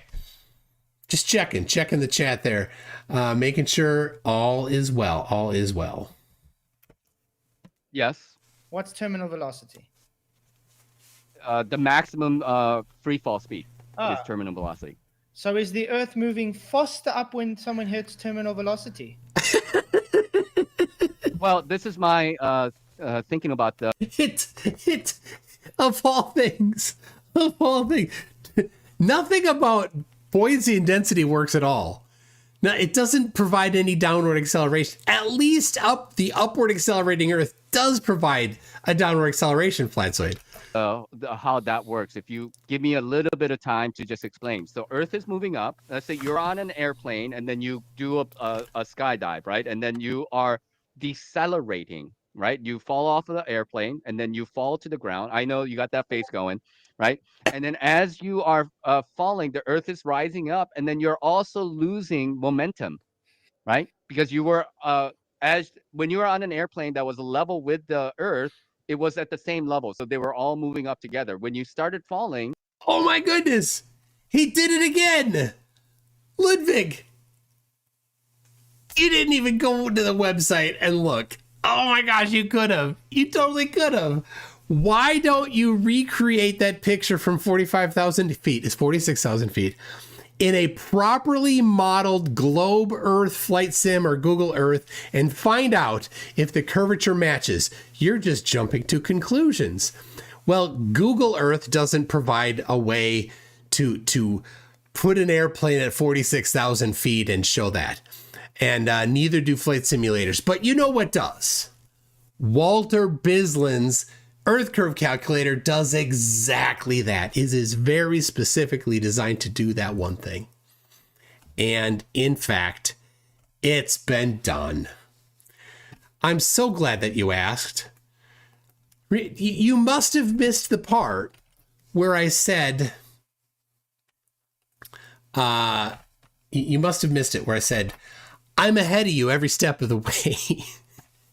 Every single lie and excuse and cope that you're going to come up with has already been addressed. Remember, I'm smarter than you. I'm ahead of you. Okay, here we go. Oh my gosh. All right, I fixed this because I rebooted the app. All right, here's the website, mctoon.net/curve. It's featured at the very top of this page. There's more, right? There's more. But this one is featured at the very top of the page because it's so complete. So here you go, 46,000 feet, curve at the center, curve above center, curve at bottom center. These are just stills from the video, right? And here we have, I need to grab the URL. Now, here's what's great. You can, if you disagree with the math, you can check the math.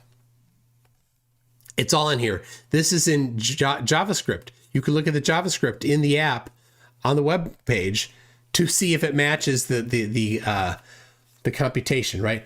So if it's correct. So you can, if you don't believe it, you got to press X to doubt, little buddy. You can check it yourself. So here it is. Here's right here. An overlay of the curve predicted by the Earth curve calculator. Right there. And the curve matching. Oh my goodness. Oh dear, it matches. So it was taken with an iPhone, a very specific model of iPhone. We know the field of view right here, right? The curvature of the horizon is not due to lens distortion. You can check by following a link to the raw uncut video. The green symbols and numbers are from the heads-up display, shows essential information of the pilot when he looks through the front window. The horizontal bar with the 2 circles is part of the attitude indicator. It shows the artificial horizon at eye level. So this is important too. The this guy right here. This is eye level right here. You see that? That's eye level. This is the horizon. The horizon forgot to rise to eye level. Oh, Christ. I hate when it does that. It's so annoying for flat earthers. Anyway. So he took the curvature app. He entered an observer altitude of 14,000 meters, 46,000 feet, and a focal length of 29 millimeters, which is the iPhone 7, and selected aspect ratio of 16:9. There you go. The calculated graphics of the curvature app matches the iPhone image perfectly. Both the horizon drop of 3.8 degrees as well as the curvature of the horizon. Yay! It's been done. You could have looked at the webpage and seen that this had already been done. You could have already clicked on this page. You could have seen that it matches, but no, you didn't do your own research. Flat earthers don't do their own research. You're cute that way, flatties. Oh my gosh. Oh gosh, so dumb. Okay, now does he have another one yet?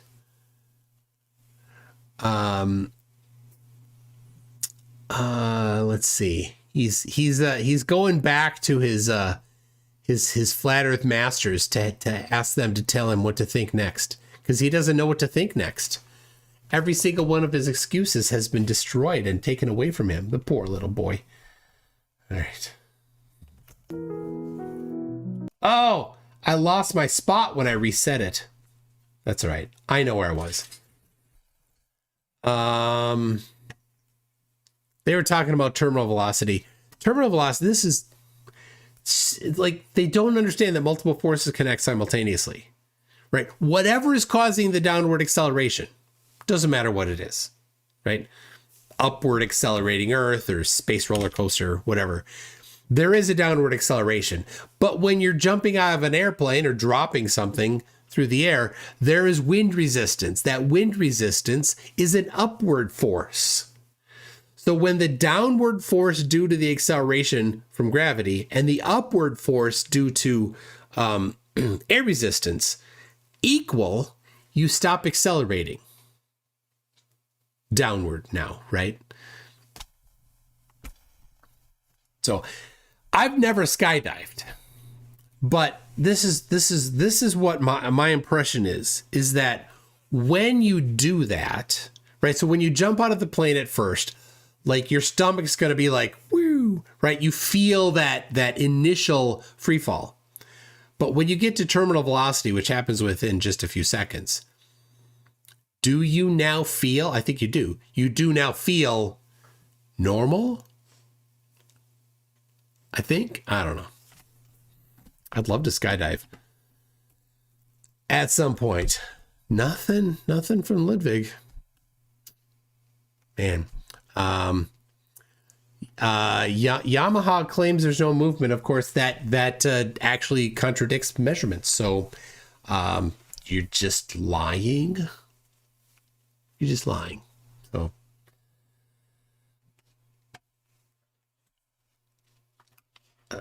All right. I'm going to jump past that. I don't know if they're flat sides. Yeah, okay. 213, which is going to be 120 plus 13. So it's going to be 133. All right. So Facatzoid starts getting a little hotter here with them. myself because I don't speak for any group, but so far as I understand it, that there is a pressure gradient that exists on the surface of the Earth. Okay, so the air is thicker towards the bottom and is thinner towards the top. And then when the parachute opens up, right, it catches the air particles, right, and it's effectively slows you down. It's displacing, yeah. It's catching the air and it's Yamaha says you can't buy P900 or P1000 now. Wonder why? The reason why is because they swapped out for the P1100. You can go buy a P1100, which is the same lens as the P1000, which I have right here, with upgraded computer. That's it. You can still buy it. Flat earthers are dumb. displacing, so it is slowing down. I agreed. Mm-hmm. So not an accelerating Earth then, just normal physics. No, I don't think the Earth is accelerating up myself. I think it is at a constant speed. That's just my personal opinion. But isn't that and then constant speed an issue though? They are so sloppy that they swap speed and acceleration. Because also, let's say let's take it back in your car example, you're driving. I can accelerate. I don't accelerate now. I'm just driving 40 miles an hour, whatever. Okay. Yep. It's not going to give me any displacement function. It's not going to push anything back or anything because everything's moving constant at the same rate. You literally have to have an acceleration for me to push me back to say, okay, it's giving that gradient, that vector. Yeah. This is a fair question, and it's been asked quite a bit, and basically has been used a lot to debunk the upward vector. So this is my personal response to that. Upward so vector. Whether you're on an airplane, whether you Ludwig says, okay, Boomer, you've thrown out minorly convincing argument. Big deal. Upon further investigation, holes will probably appear.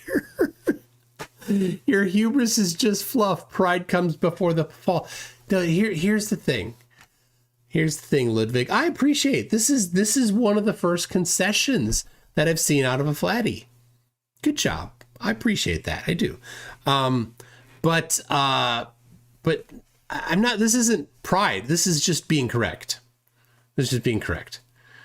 Right? Every single prediction about the globe works every time. Flat earthers fail at predicting the globe. They're like, the globe predicts this, but that's not what it predicts. The globe predicts this much should be hidden. You got that wrong. You didn't do the math right. Right? Flatties, focus on what the flat earth predicts. Get the math, physics, and optics for what the flat earth predicts. So how much across the surface of water should something be obstructed bottom up when it's 10 miles away? What is the math, optics, physics for that? None is what actual math, optics, and physics says. None. Right? So, but let's give you 2-3 feet, 10 feet, right? Why is it that hundreds of feet are blocked at all? This is the problem. There should be essentially none blocked for flat earth. And all you guys are like, oh, let me never mind that some of it is blocked. It's not how much we incorrectly think the globe says. You got it wrong. You still didn't address flat earth. Here's the hubris. You didn't address flat earth. That's on you, Ludwig. That's on you. He calls it an illusion. All right. Well, he went back to his lies.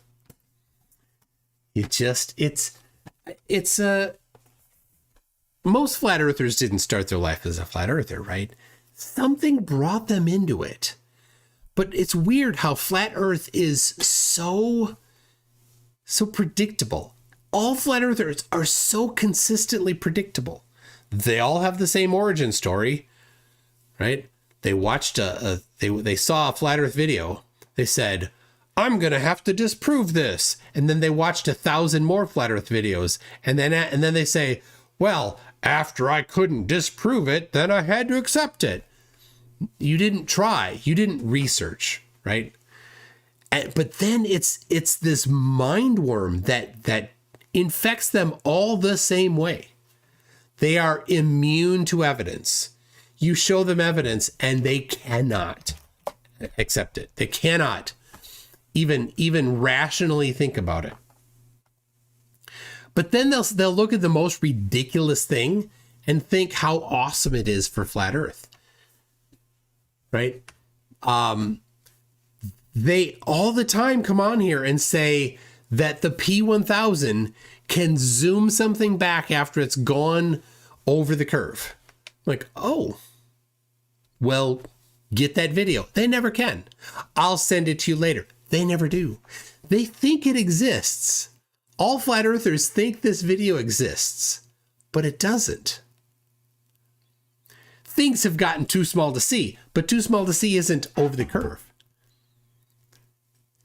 Over the curve is the bottom of something is blocked by something. You can't see that, right? I can demonstrate it here. This is my notebook that I bought today at Walmart. I got the sheet in that right? That so stuff doesn't mark through it. Okay, here's a curve, right? Something's blocking my mouth. That's what beyond the horizon looks like. Right? And so zoom, if you can zoom it back, then more zoom would cause this to happen. But it never does. More zoom always just makes it bigger. It never causes whatever's obstructed to become unobstructed. And all flatties, every one of them thinks that this video exists. It's crazy. Crazy. How do they all think this video exists, think that they've seen it, but it doesn't exist?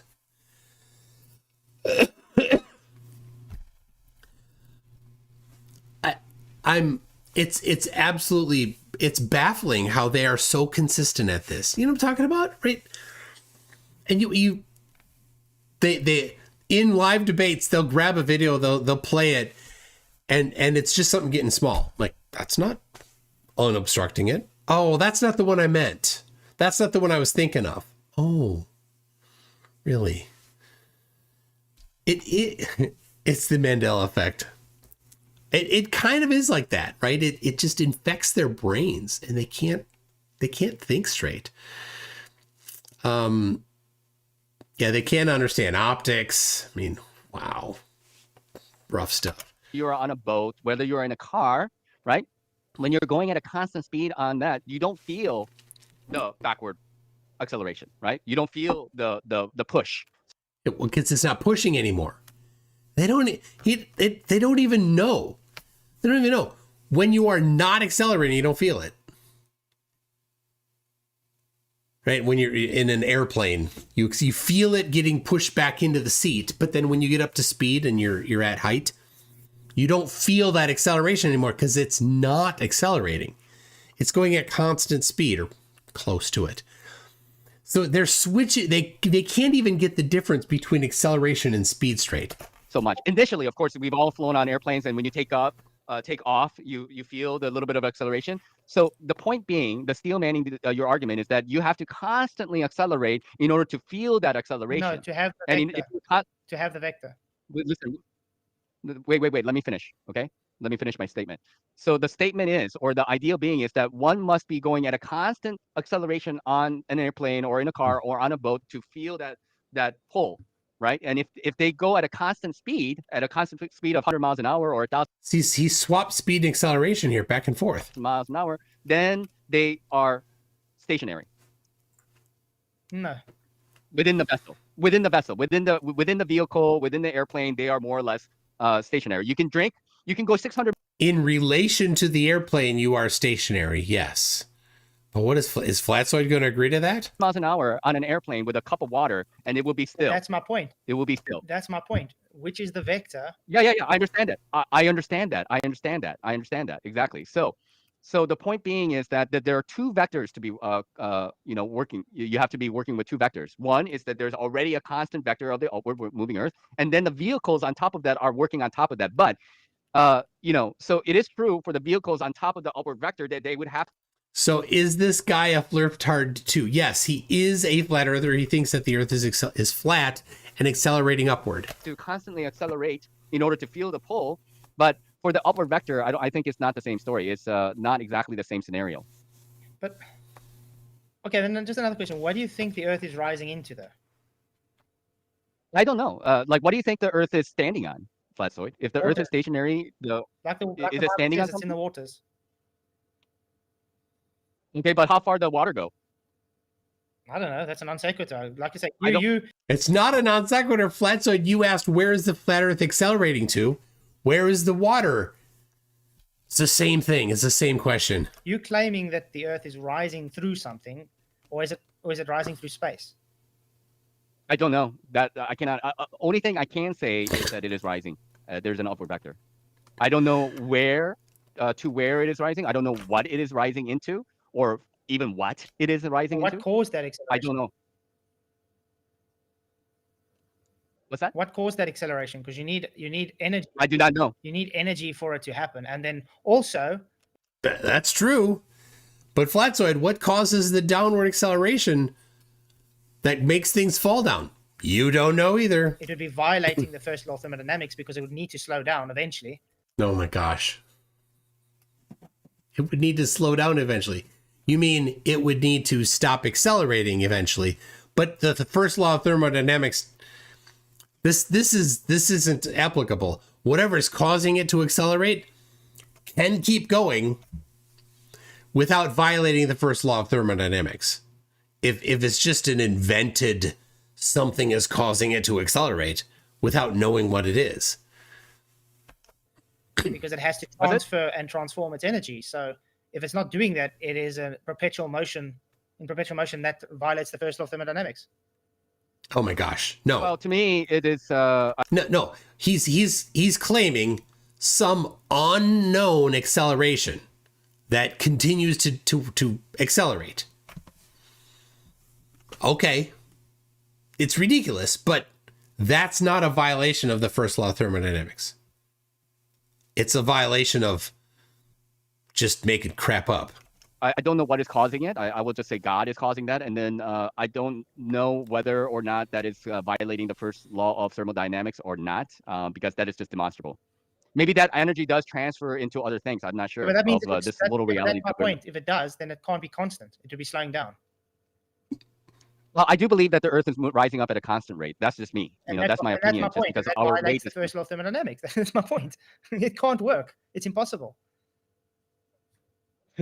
no, it is possible, and it is so. There's a difference. Like you're saying it is impossible because it violates the first law of thermodynamics. I'm saying that it is so, and if it violates the first law of thermodynamics, then we may have misunderstood the first law of thermodynamics, because that is the case, that the Earth is rising at a constant Can a rate. perpetual motion machine exist? So, for reference, Flatzoid proposes many things that violate the first law of thermodynamics all the time. Yeah, I do think perpetual motion machines do exist, because Earth is at a constant rate rising up, and then we can use waves and magnets and stuff like this to get energy. We have the ability to have infinite energy because the No, we Earth is don't. rising up. What? Yeah. No. Oh my gosh. But you see, this is the No. issue you have. You're saying we can violate the first law because I believe the Earth rising up. It sounds just like a glober. We can have space because I believe gravity. Well, I don't know about that. I mean, like, I'm not a glomy, and I don't believe in gravity. I don't know again I'm not a glomy. to what medium that we are going into, and it's irrelevant to the topic, anyways. No, but Because I'm just I'm talking about the asking the same equivalence. I'm telling you, this is what globies do. They claim they can have space because they believe in gravity. Not because gravity is a thing, it's because they believe it. No, it's because gravity has been demonstrated. It's not a belief system. It's that over and over and over in experiments all the time, mass attracting mass has been empirically confirmed. No flat earther has ever dealt with the long list of torsion bar measurements of the mass attracting mass. They just won't even look at it. What they like to do is they like to look at the seminal experiment. They like to look at the one that Cavendish did himself, right? And they try to nitpick that, right? Doesn't matter. It's been repeated thousands of times. Look at the thousands of times it's been repeated. It's been done in an evacuated chamber many times. It's been done with non-ferromagnetic materials. It's been done with diamagnetic materials. It's been done with ferromagnetic materials. And they demagnetize them when they're being very precise. It's almost always done with materials that are all, with apparatuses that are all at the same electropotential. So there is no net attraction between them due to electrostatics or repulsion. And if they are, and if you're like, but they are, there is some very slight, when it's grounded to the earth, some very slight, okay. Then if that's the case, then all of the apparatus would be negatively charged and like charges repel. But what did we measure? We measured attraction, not repulsion. That doesn't work. Flat earthers don't understand these things, right? Science isn't your thing, flatties. Just recognize, just go stand in the corner and say, okay, fine. Eat your crayons, flatties, okay? Just eat your crayons. Don't shove them too far up the nose, okay? Let the smart people do smart people things.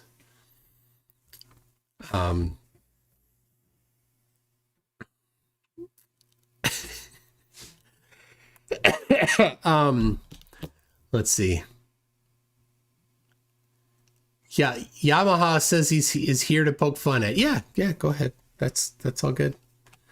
I mean, he's earned it, so, give him what he's earned. You claiming you can violate the first law of thermodynamics because you believe the Earth is rising.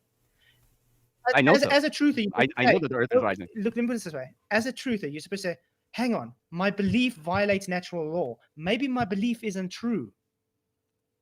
Maybe your belief not the isn't belief true. on natural law isn't, not how natural law works isn't true because it violates my belief. You might as well be a glober then. I'm not a globing. As you I'm might not a as glober. well be because you've got the same belief system as them. You've got the But I'm not. same level of scrutiny. No, I There you go. Picazoid told Nachiketa that he might as well be a globy because he believes in upward acceleration. But Picazoid believes in something causing the downward acceleration that he can't put a name to. He can't provide evidence for. There it is. That's the end of what I had for this particular video. I don't see an email from Ludwig. Man, I mean, I totally thought that he would have come in here and totally shown me up, but good old Ludwig, also known as 70-year-old men, or even my body sakes, because it's the same thing. If you just use gematria and they have the same number, then they're the same thing, right? I love when they play those games. They're so dumb.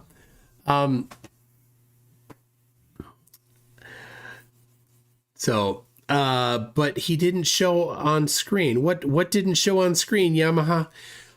Anyway, so this is I'm at just over 2 hours. That's what I was gonna look at.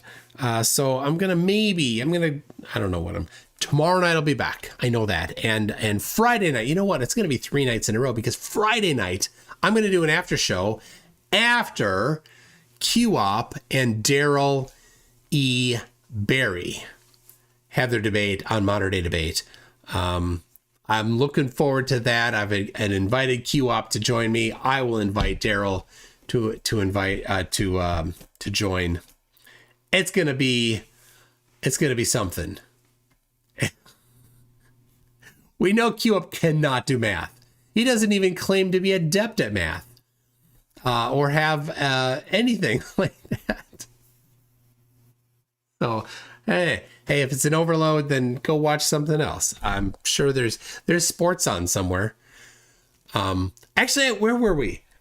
On Sunday night after the Ultimate Frisbee state tournament weekend, we were all wet because it was raining, and it was cold and rainy. And I'd looked at the forecast. I'm like, looks good, no rain. So I didn't bring anything. I didn't bring anything. I should have. We were just outside cold, just soaked everywhere. We went to Buffalo Wild Wings in Blaine, which is next to the National Sports Center, and ordered some wings there with the family and to celebrate an excellent state tournament weekend. And on the TV was a bunch of hockey people, and they were all lined up on the ice. And then there was like some people that came out with this big trophy thing. I'm like, oh, June, time to be done with hockey. It's a winter sport. Good job. So apparently, who knew? Hockey's done for the year. So anyway, so if you're wanting to watch hockey, it's probably not going to be the thing. But I'm sure there's some sport game that you could watch if it's too much Toon.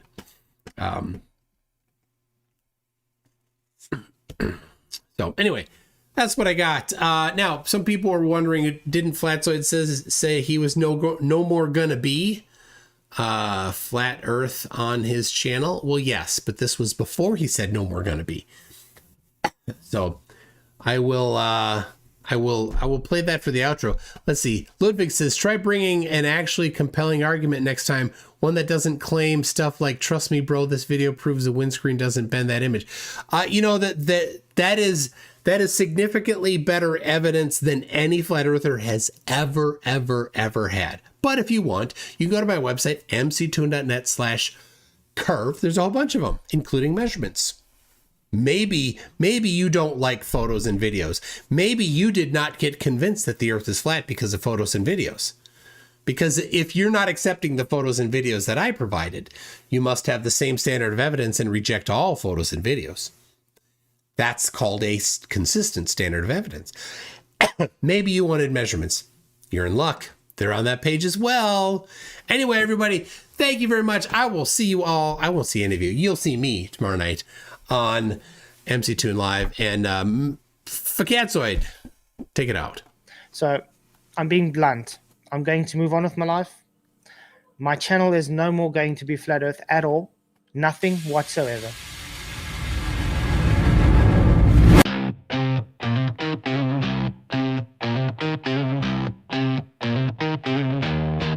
My channel is no more gonna be Flat Earth at all. Nothing whatsoever. My channel is no more gonna be Flat Earth at all. Definitely not next week. My channel is no more gonna be Flat Earth at all. I have never told a lie. My channel is no more gonna be Flat Earth at all. You can believe me, cause I always tell the truth. Only toxic, stupid globers lie, that's the proof. They don't understand the method, no, they stall. Me and PJ cranking content, we answer the call. I love this part. Nice! Blessings to you. My channel is no more gonna be Flat Earth at all. Nothing whatsoever. My channel is no more gonna be Flat Earth at all. Okay, maybe just a little bit. My channel is no